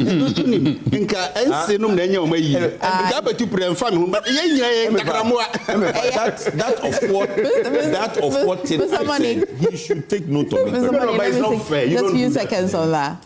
MPP has demonstrated as a party, is the government in waiting. They are pretending. Seni, please. But between now and 2008, anything can happen. 2028, okay. 2028, anything can happen. Anything can happen, eh? Okay. Anything can happen. Okay. What's the worst that can happen? They are fighting in Bukbudugu now. So it will come down. You know what? Please mute. Because situation permanence does not exist anywhere in the world. In simple terms? Meaning anything can change. Okay. Yeah. Okay. And ours is a ding-dong electoral system. One party will come for two terms, another will come for 2 terms. But there's no guarantee that this will follow perpetually. Okay. So MPP, yes, shaping up in response of the expectations of Ghanaians and its supporters. And one point which ought to be articulated is that Dr. Bama is urging his followers, especially MPP spokespersons, not to be too quick in criticizing everything. Okay. People are beginning to develop psychological resistance to the criticizing of everything. Yeah, okay, but that's a job of opposition anyway. Yeah, I agree. But No, but I agree with you. Okay. If you cough press conference, if you sneeze press conference. Let me, Vicky, you take the final words. Just quickly, I see this as a control. It's about control, it's about recovery, it's about discipline, and I guess ultimately the battle of the soul of the MPP after its defeat. So for me, the real question now is whether these structures will produce genuine renewal of the party or simply manage, or whether it will simply manage power in a new season. And I guess Ghanaians will pronounce their verdict on this once again in 2028. We've finished the review. Thank you so much, gentlemen and ladies. We're finished. Well, do stay with us. That's more on the show. Kojo, Hussein, Mr. Money, Vicky, always a pleasure. Pleasure is always ours. Please stay on the show. That's more.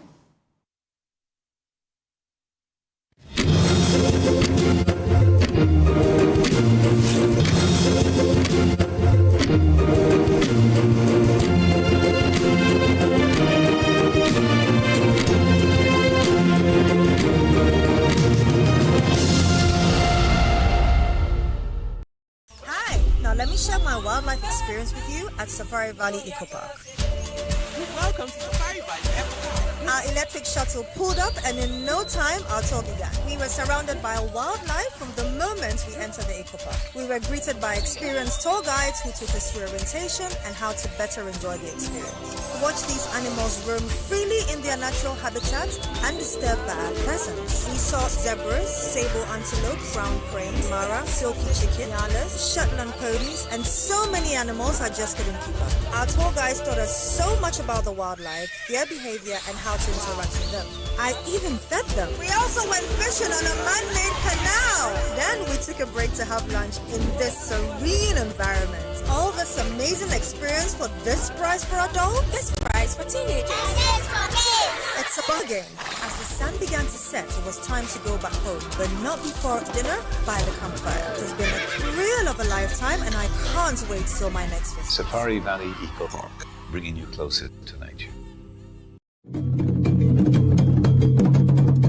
Welcome to the Ghana Business Leaders Conclave, a rare time with His Royal Majesty Otumfuo Osei-Tutu II. This exclusive forum brings together CEOs, board members, policymakers, and captains of industry for a high-level closed-door dialogue on negotiation, mediation, and ethical governance for business sustainability, alongside a rare opportunity to engage in a deeply insightful conversation with one of Africa's most influential and widely respected traditional rulers. Theme: Leading with Integrity, Navigating Mediation and Ethical Governance for Business Sustainability. In today's complex and high-stakes business environment, the ability to make sound ethical decisions under pressure is critical. Join us on Friday, 15th May 2026 at 4 p.m. at the Kofi Ohene Konadu Auditorium on the UPSA campus. For RSVP or enquiries, kindly call 024-431-1996 or 024-587-9187. Be part of this defining conversation where leadership meets legacy and the future of ethical governance is shaped. The Ghana Business Leaders Conclave, a rare time with Otumfuo Osei-Tutu II.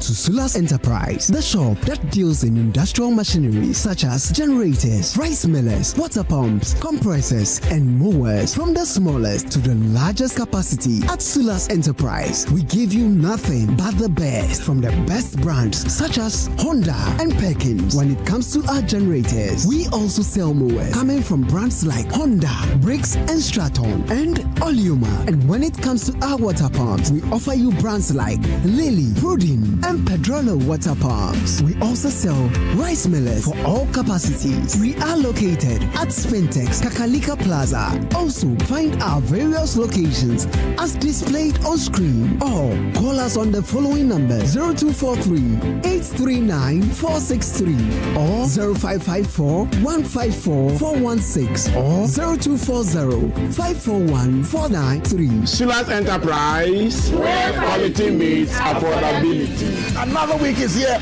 on the greatest of all time show. My name is Giovanni Clip, and tonight we're bringing you talent. Contestant number one, let's bring Baby Girl. Let's bring. You didn't for you. Cut. Oh, there is a leakage. Where's the plumber? For quality and durability, insist on Syntex pipes.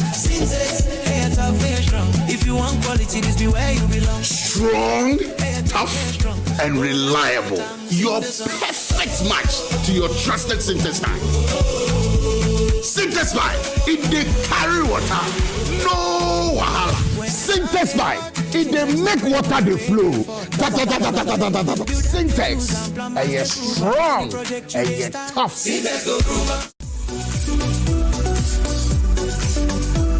Across Ghana, in communities big and small, ordinary people are doing extraordinary things. This is the Joy News Impact Makers Awards 2026, celebrating those who are changing lives, shaping futures, and building hope. From Bimbila in the northern region, Faith Jakpasu is transforming classrooms through innovation, inclusive learning, and life-changing initiatives for students, teachers, and vulnerable communities. From Aflao in the Volta region, Felix Akakpo is building schools, supporting students, and investing in the future of an entire community. In health, from Winneba in the central region, Amos Ando is turning his personal battle with sickle cell into a national movement for awareness, prevention, and policy change. From Nkwanta in the Oti region, Bless Lantam is delivering life-changing healthcare to hard-to-reach communities, even in the face of conflict. From Insawam Edwardri in the eastern region, Antonio Say is restoring mobility, dignity, and opportunity through prosthetic diabetics, and outreach across Ghana. From Adenta in the Greater Accra region, Valerie Ajatia is empowering amputees with hope, rehabilitation, and the courage to rebuild their lives. From Anyanui and Noga in the Volta region, Reverend Christian Valeto is rescuing, treating, and reintegrating neglected mental health patients back into society. From Akosua in the Eastern region, Alberta Aite is mentoring, educating, and empowering over 1,000 girls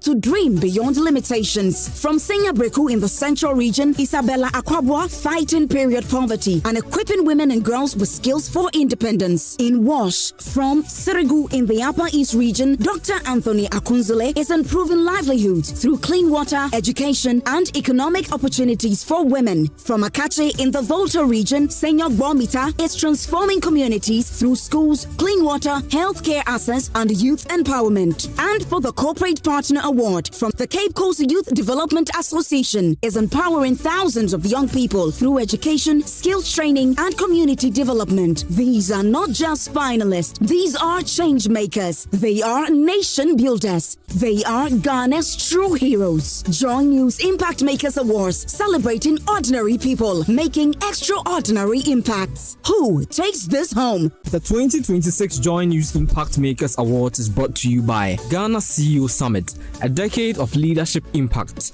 Labadi Beach Hotel, Ayuda, Ghana's #1 services app. Abakun, Services Bibri, New Crystal Hospital, growing in good health. Sulas Enterprise, where quality meets affordability. Water Aid Ghana, change starts with water. Ghana Chamber of Mines.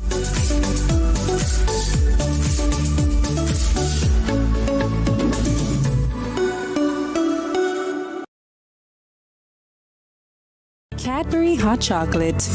Crafted from cocoa, milk, and sugar. Creamy, chocolatey, frothy goodness, rich taste, so satisfying. Cadbury goodness, the treats you deserve every day.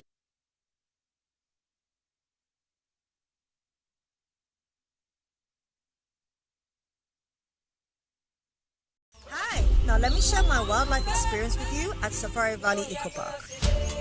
Welcome to Safari Valley Eco Park. Our electric shuttle pulled up, and in no time, our tour began. We were surrounded by wildlife from the moment we entered the eco park. We were greeted by experienced tour guides who took us through orientation and how to better enjoy the experience. Watch these animals roam freely in their natural habitat undisturbed by our presence. We saw zebras, sable antelope, brown crane, mara, silky chicken, nyalas, Shetland ponies, and so many animals I just couldn't keep up. Our tour guides taught us so much about the wildlife, their behavior, and how to interact with them.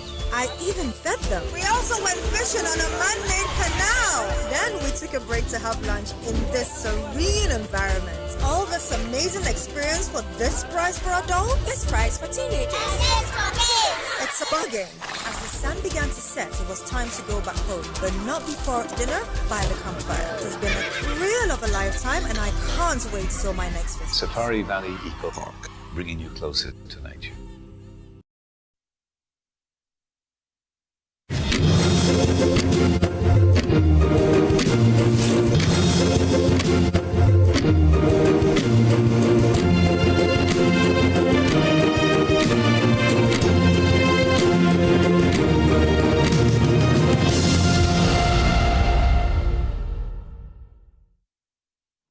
Thank you for staying with us. Let's turn our attention to an area that's quite important in Ghana's development and financial inclusion space. Bragg International, one of the world's largest global South-led development organizations, is officially launching its NGO operations in Ghana as part of its efforts to deepen support for vulnerable communities, particularly women and girls. And joining me in studio this morning is Mr. Milatu Mashood, Country Director of Bragg International Ghana. Mr. Harold Maluda is Head of Program Quality and Learning. Jamilatu, did I get the surname correct? Yes, you did. Oh, good. Thank you very much. How have you both been? Very well, Emefa. Okay. So Bragg, is globally known. You have done so much globally. But for Ghana, you've done other things. Why is it important to now bring in operations to Ghana? Who's going to answer that question for me? Okay. Yeah, thank you so much, Emefa. Thank you for having us, and good morning to our cherished viewers and listeners. So BRAG, as you rightly mentioned, is a Global South-led organization. In fact, we pride ourselves to be the biggest, not just in terms of numbers, but in terms of the scale and the impact that we are having across Africa and Asia. And you asked a very important question. Why Ghana? Ghana, BRAG started its footprints with financial inclusion for what some would term the last mile. But for us, that's our first stop, actually. Our focus is on the hard-to-reach areas. For BRAG's model, it's been a one that is integrated, looking at social development, looking at financial inclusion, looking at the ultra-poor, and also social enterprises as a very sustainable way to do development work. Why now in Ghana? I think, Emefa, you remember just a year ago that the Affirmative Action Act was launched last year by government, trying to address the gender imbalances in the development space, such as education, economic, whatever would make a person thrive in terms of gender imbalances is what the Act is trying to address. And it calls on us as civil society to play our role in addressing those gaps. Bridging the gaps between policy and practice. And this is where BRAG sees it as an opportunity to step into that space. And you do agree that the development challenges confronting us is enormous, and no one single institution can do that. So this is why the coming of BRAG is timely and at this time. Very, very timely. Harold, I know that your work as well emphasizes or focuses so much on women, children, vulnerable communities and all of that. And Jamila brings our attention to the gap that, you're seeking to close. But this is quite wide. Specifically, what problem are you hoping to solve by the time you're launching, you've started operations? What specific problems would you be solving? Thank you so much, Emefa, and thank you for inviting us here.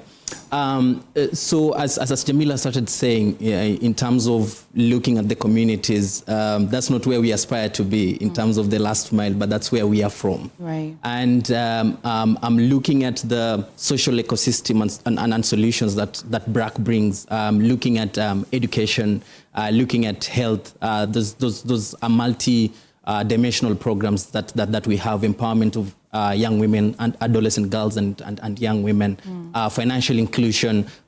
So it's when BRAC, in terms of our belief, we don't look at challenges in one niche particular area, for instance, education alone, because when you look at elevation of poverty, it's multifaceted in different angles. So coming in with solutions that are also multidimensional, focusing again, as you said, into women as a catalyst of change.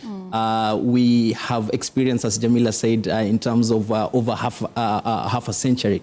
I'm building from learnings from even different countries, and now coming into Ghana ready to learn with other partners, with the government, with the communities, and partnering with them to work together. So we look at solutions that are really multifaceted way, and not specifically in one specific area, so that in terms of the holistic integration and development. That's refreshing to hear. It would have been very difficult to just have you want to solve a very specific thing. That's nice to hear. But Jamila, you would agree with me that there are a lot of NGOs in Ghana.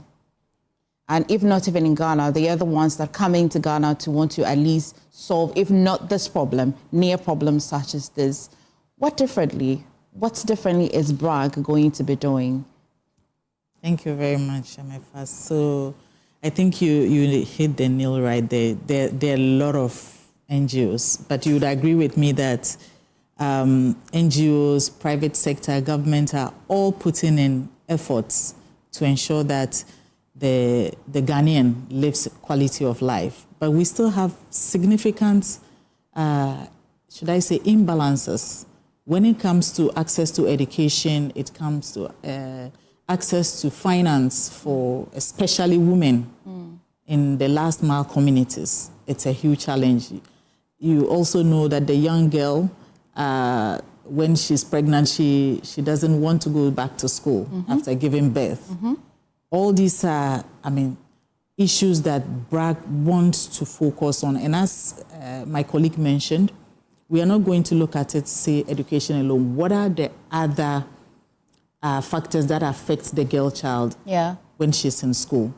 So the holistic approach that we are looking at, we're not going to come and say we are going to provide water and sanitation alone. We are coming to provide education for the young girl when there are other things. So we are coming to work together with the young ladies, the young adolescent girls and women, the communities, the traditional authorities, the duty bearers, to profile solutions. So the problems exist here. We can identify with the problems. So together, we are going to work towards a solution that is sustainable. Okay. So that's what distinguishes us. We are not bringing, it started in Bangladesh 54 years ago, but we're not bringing, say, everything from Bangladesh. We are coming to start here, Ghanaian-based solutions that work and that are sustainable for our people. And Howard, do you want to reiterate that? Because I know that BRAC would often brag about community-led holistic approach.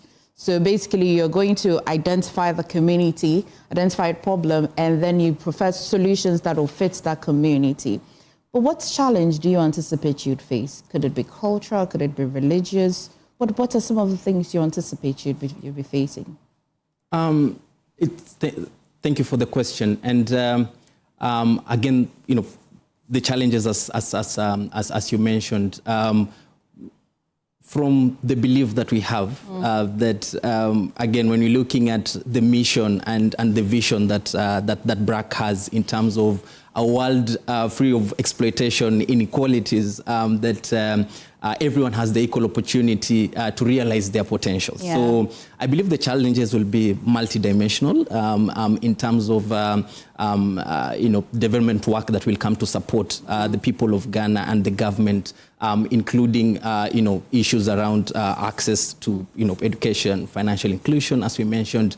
But in BRAC, we believe that poverty is man-made, and with working with people, giving them us being a catalyst of change, handing over the participation or active role to the people to take this particular development. We are not giving them, but the people need to take it. That's a belief that we have, and in that we work together to come up with solutions to these particular challenges that are there. So adding to Jamila in terms of some of the uniqueness that you bring, you mentioned the community-led, having staff or working with staff that come from those particular communities. Okay. So frontline people who have lived those particular challenges. And number two, we believe in impact and scale of impact. So working for solutions that, for instance, will work in this particular community that you mentioned. Once it starts working, we believe that we need to scale this to maybe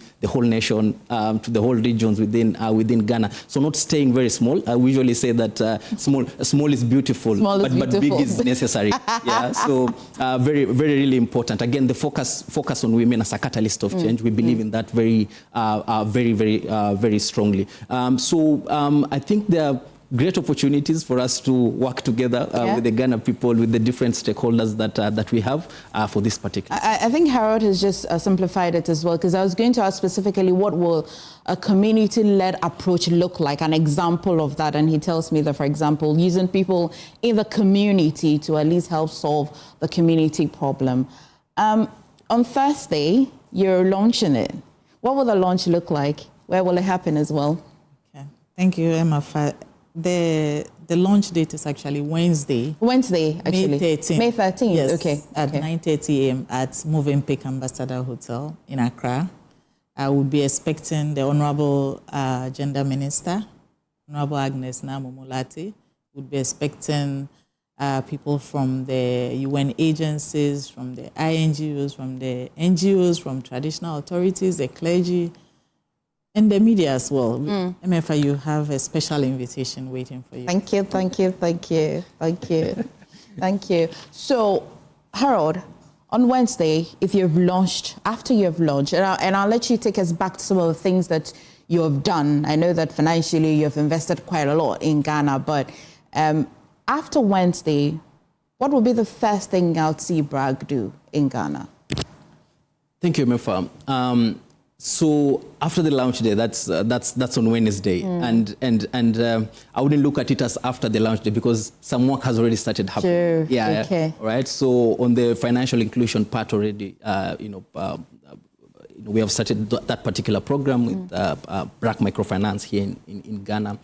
We have a flagship program also coming up in Ghana to deal with, working with adolescent girls and young women in terms of social empowerment, economic empowerment, and the enabling environment. So we are hoping with that particular flagship program to reach over 65,000 adolescent girls and young women, empower them socially in terms of, life skills training, the agency's livelihood support, where we'll be providing assets for a sustainable livelihood pathway, and creating that enabling environment, because you might be doing the social empowerment, the economic empowerment, but without that enabling environment for the communities to support the young women, their partners, their families to support the young women, then we would have failed on that. So we really want to also work with the communities for this enabling environment for adolescent girls and young women. So this flagship program has already sort of in some way kicked off, and in terms of planning and things like that. So that's really something that we... Okay.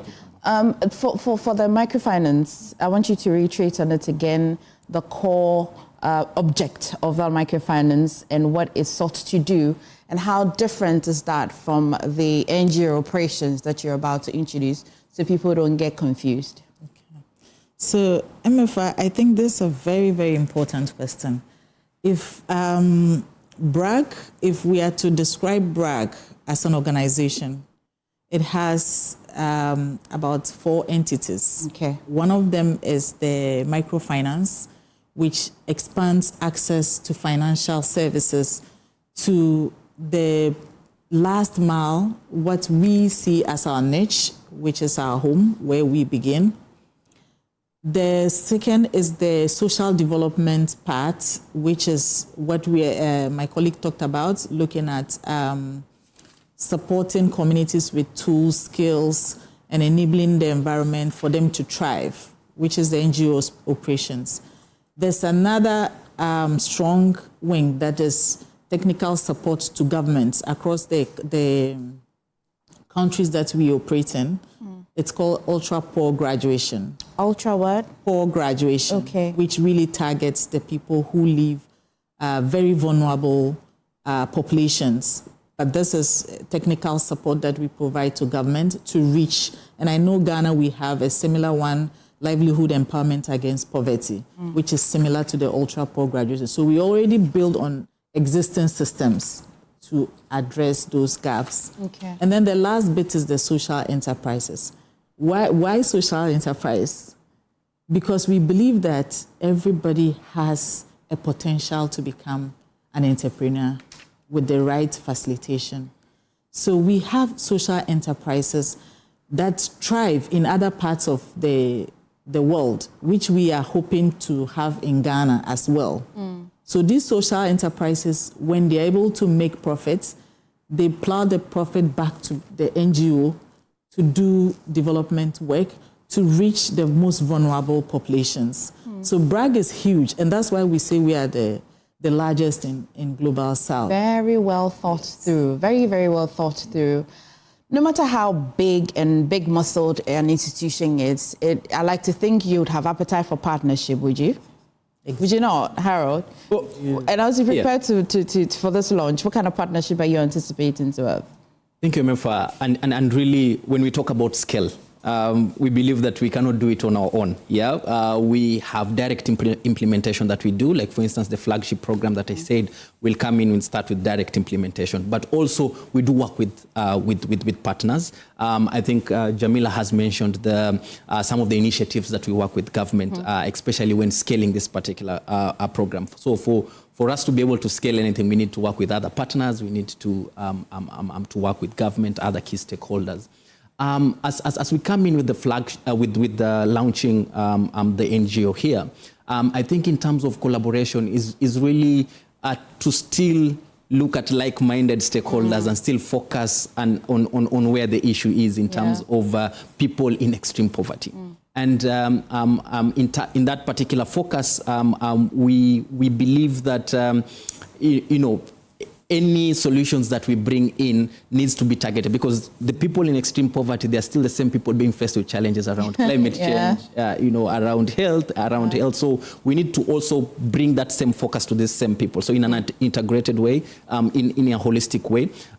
Some of the models that we have done, I think Jamila has mentioned, like for instance, the ultra poor graduation program. These are models that have proven themselves. You can find studies online and things like that.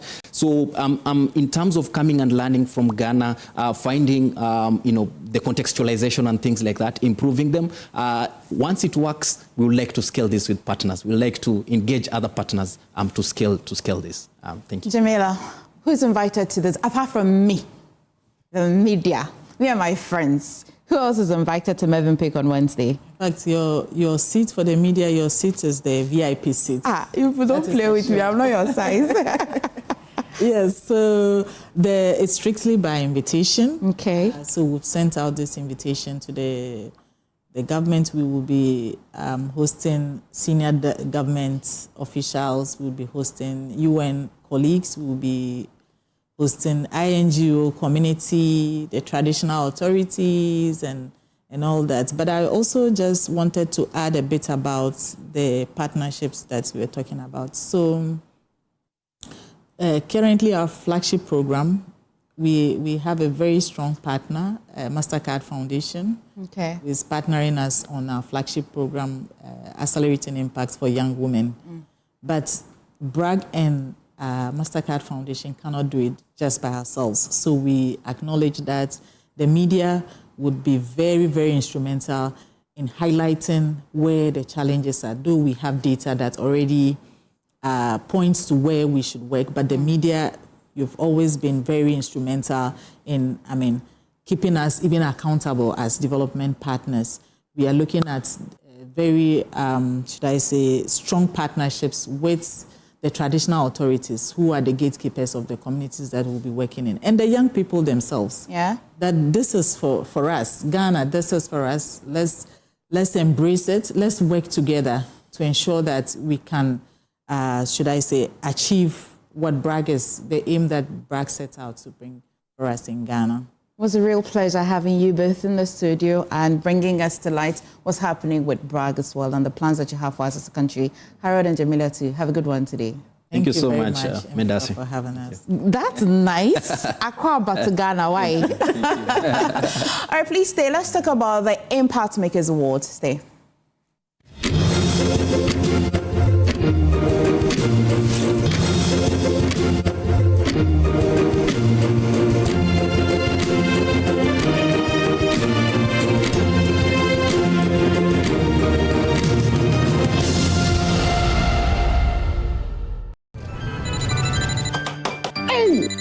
Is your tech holding you back? Feeling lost in the maze of outdated gadgets? Relax. Come with me to Ghana.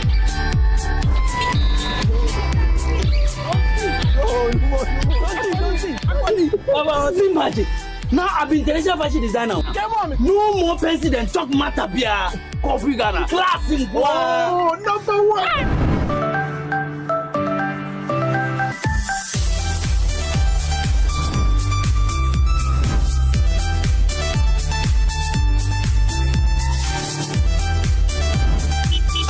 Ghana, we don't just sell electronics, we transform your life. From office to home appliances and more, we have everything you need to step into the future. Comfy Ghana, class in Kwa. Comfy Ghana, number one.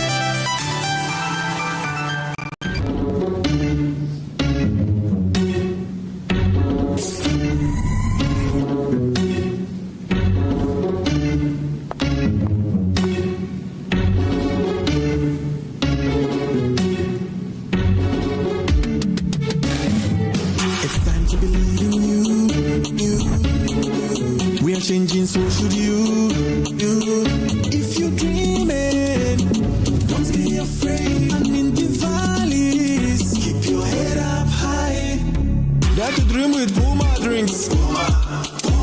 Yeah, believe it, you can achieve. Oh yeah, clap your hands for the whole new vibe. Make we set the place. Oh yeah, come alive. Let me hear you.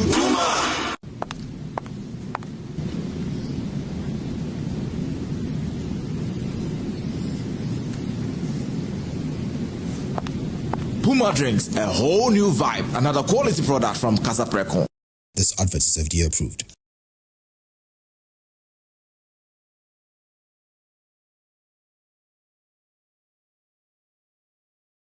Hi, now let me share my wildlife experience with you at Safari Valley Eco Park. Welcome to Safari Valley Eco Park. Our electric shuttle pulled up, and in no time, our tour began. We were surrounded by wildlife from the moment we entered the eco park. We were greeted by experienced tour guides who took us through orientation and how to better enjoy the experience. Watch these animals roam freely in their natural habitat undisturbed by our presence. We saw zebras, sable antelope, brown cranes, mara, silky chicken, nyalas, Shetland ponies, and so many animals I just couldn't keep up. Our tour guides taught us so much about the wildlife, their behavior, and how to interact with them. I even fed them. We also went fishing on a man-made canal. Then we took a break to have lunch in this serene environment. All this amazing experience for this price for adults? This price for teenagers. It's a bargain. As the sun began to set, it was time to go back home, but not before dinner by the campfire. It has been a thrill of a lifetime, and I can't wait till my next visit. Safari Valley Eco Park, bringing you closer to nature.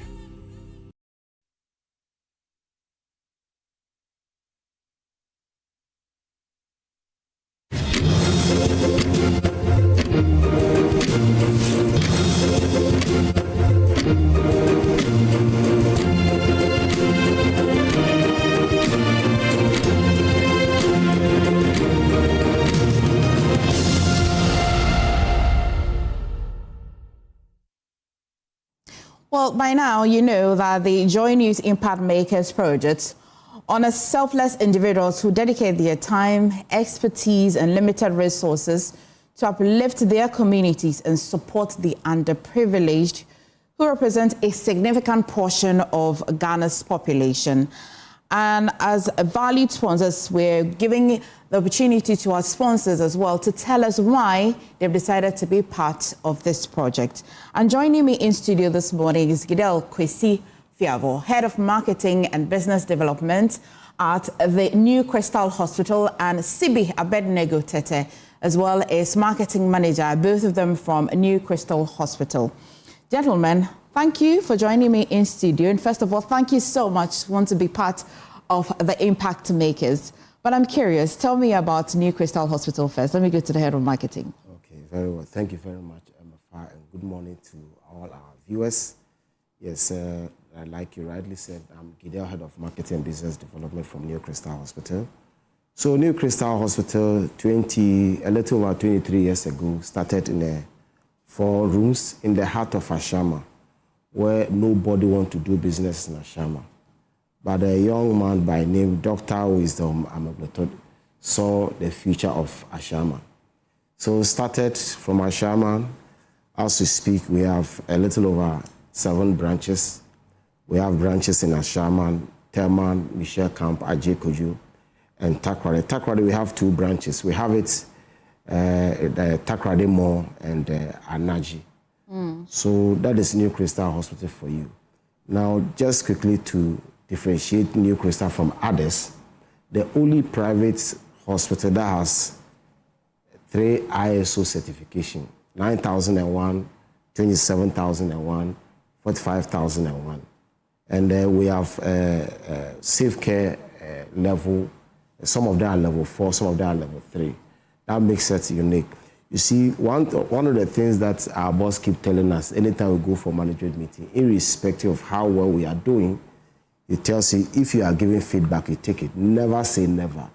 So one of the strong values we profess is that we are always designed to improve. Okay. We don't elude ourselves that we have reached. So that was one of the good things about New Crystal Hospital. Okay. Abednego, you want to tell me that with all of the successes with New Crystal, you thought to be part of the impact makers. What drew you to be part of it? Okay, so the American President, John F. Kennedy, on 20th January 1961, made a profound statement in his inaugural address where he mentioned that we need to ask what you can do for your country and not what your country can do for you, which we felt that as a business, it is important that if we want Ghana to rise to the next level that we are all aspiring to, we should, in our own ways, contribute to the building of the respective communities and towns that we find ourselves.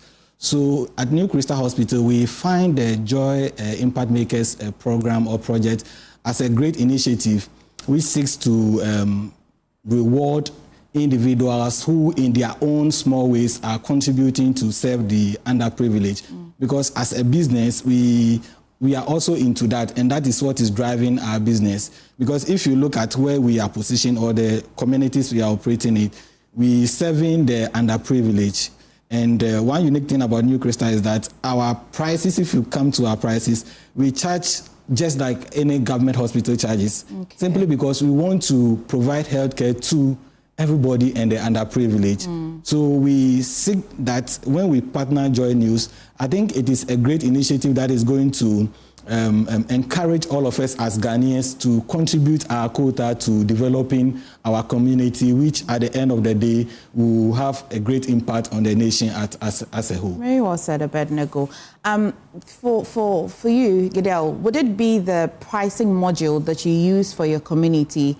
Would you describe that as your corporate social responsibility, or you have an intentional corporate social responsibility that you embark on you want to tell me about? Yes, the pricing model, not necessarily our corporate social responsibility. We have clearly defined activities that we consider as corporate social responsibility, which I'll talk about briefly. Currently, what we are doing is that we are embarking on preventive healthcare, doing a massive health screening in Ashama. Every corner of Ashama, we are targeting at least 50,000 adults. Yes. Wow. So what we are doing the BP screening, we are doing the kidney-related screening, we are doing body mass index, so that what we believe is that if you were to do early detection, we don't end up promoting very sick people, because when they come in a state of emergency, your chance of living is very slim. So we started 5 weeks ago. We are screening as many as we can, just to ensure that our Shama people, they are living a healthy life. Just as last week, our MC visited one of the screening centers. And when we spoke with the doctors on site, one of the things they made us to understand is that one of the things they are picking up from the screening center is that we have a lot of people with high blood pressure. Okay. And it's unfortunate that this is coming. And some of them too are living in denials. That they don't have high blood pressure? Some of them, according to their doctors, they have been told, but they are not taking their medication. They believe that, I don't know who convinced them to believe that if they don't take it, and they take it out of their mind, they will be well. That is a denial state. Okay. So we have to find a way to convince them. Now that you know, be on medication, you live a normal life. Yeah. So are these permanent screening centers, or they're temporal? They are temporal. Okay. Because we want to cover every corner of Ashama. Normally, within a zonal council area, we spend about 4 weeks. Okay. Initially, we were doing once in a week, but we noticed that it was not enough. So we are extending it to 3-4 days, so that we can be able to take more people. Yes. One of the good things the government is doing to augment their screening is that the government is also providing vaccination for the prevention of cervical cancer. Okay. I'm told that the value of the vaccine is 3,000, and the government is doing it through Ashama Health Directorate, screening, vaccinating children below 13 years, and also doing TB screening as well. Okay. Which government, we need to commend government about it, just to enhance and to encourage the Ashama people to take this screening very serious. In addition to the our corporate social responsibility we are doing, in the month of May and June, we are doing free surgery for those with ankle and foot deformities. In the month of this month of May, this right? month. This month we are doing the screening. Okay. And the month of June we are doing the surgery itself. Oh.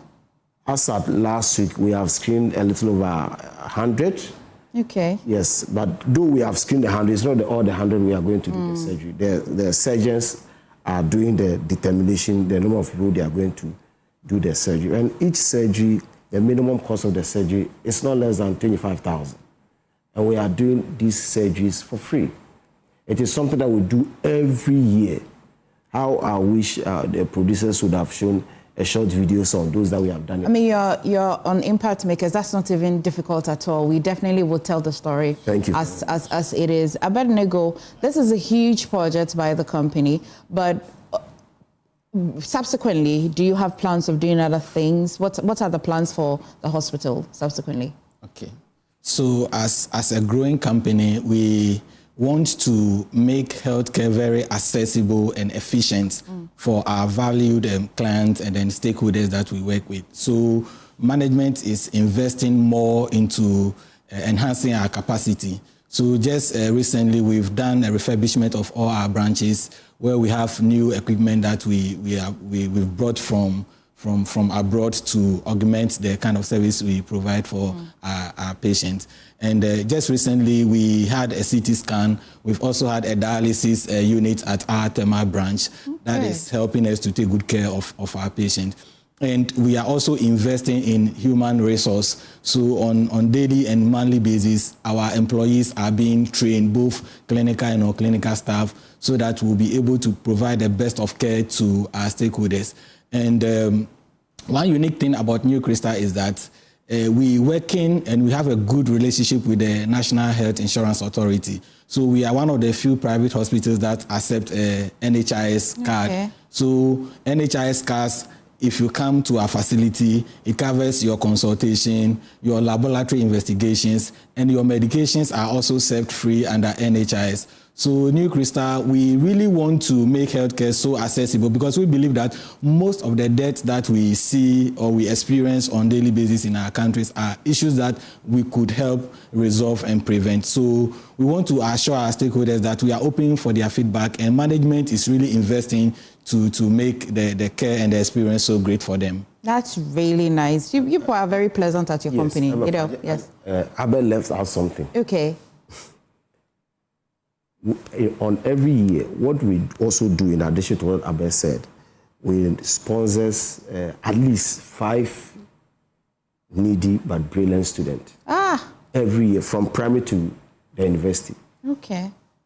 If my memory serves me right, at least we're able to produce about 5 doctors sponsored by New Crystal. Okay. But the other potential condition is that we don't open the doors for people to apply. We go out, we fish out, and we do this. But for the record, if you, some of our health service managers, they are all New Crystal sponsors. Some of them today are not even staff. They get their sponsorship and they go their way and go and benefit. So those are some of the other investment capacity building we are investing. We definitely are happy to tell the story of New Crystal Hospital, especially because you've partnered with us on the Impact Makers journey. Thank you so much. Can we hear the details where we can find you? You already told us the branches, but you have social media following and all of that. How can we locate you easily? Okay, so just before that, we want to thank our CEO, Dr. Wilson Amagbeto, for the great initiative and the investment he's making and the drive he's giving us. I want to thank management and all staff of New Crystal Hospital for the great effort we are putting into serving Mother Ghana. Now, New Crystal Hospital, we are on all the social media platforms. On Facebook, we are New Crystal Group, IG New Crystal Group, X New Crystal Group. On LinkedIn, we are also New Crystal Group. So TikTok New Crystal Group, and then you can follow our pages for all the exciting updates about health-related issues. And then you can also reach us on the MTN to free number 0800 180 260. I take the number again, 0800 180 260. or you can also reach us on the MTN number 054-4347-239. Okay. Gidel and Abednego, definitely you're going to be my friends once you're in Impact Makers. I'm excited to have you on board. And thank you so much. I wish you all the best. We shall be visiting soon. Sure. Emefa. Yes. I am giving you the opportunity to come and do free medical screening. Oh. Not less than 1,000 Ghana cedis. You are so kind. Thank you so much. It's because of your name. Oh. I am attracted to your name. Oh, thank you, my countryman. Thank you so much. I really appreciate it. Thank you. See me at New Crystal Hospital. Sure. All right. Happy birthday to Mandy Kofi. You turned 7 today with grace. May your years be glorious as you grow into the best version of yourself. Mommy loves you so much. So make her proud in everything you do. Happy birthday, Mommy's little pumpkin. Happy birthday to you, Mandy Kofi. But this is how we wrap the show. My name is Emefa Akosua-Addo. Thank you so much. But do well to stay for Joy News Desk. I'll see you at 12 for Midday News.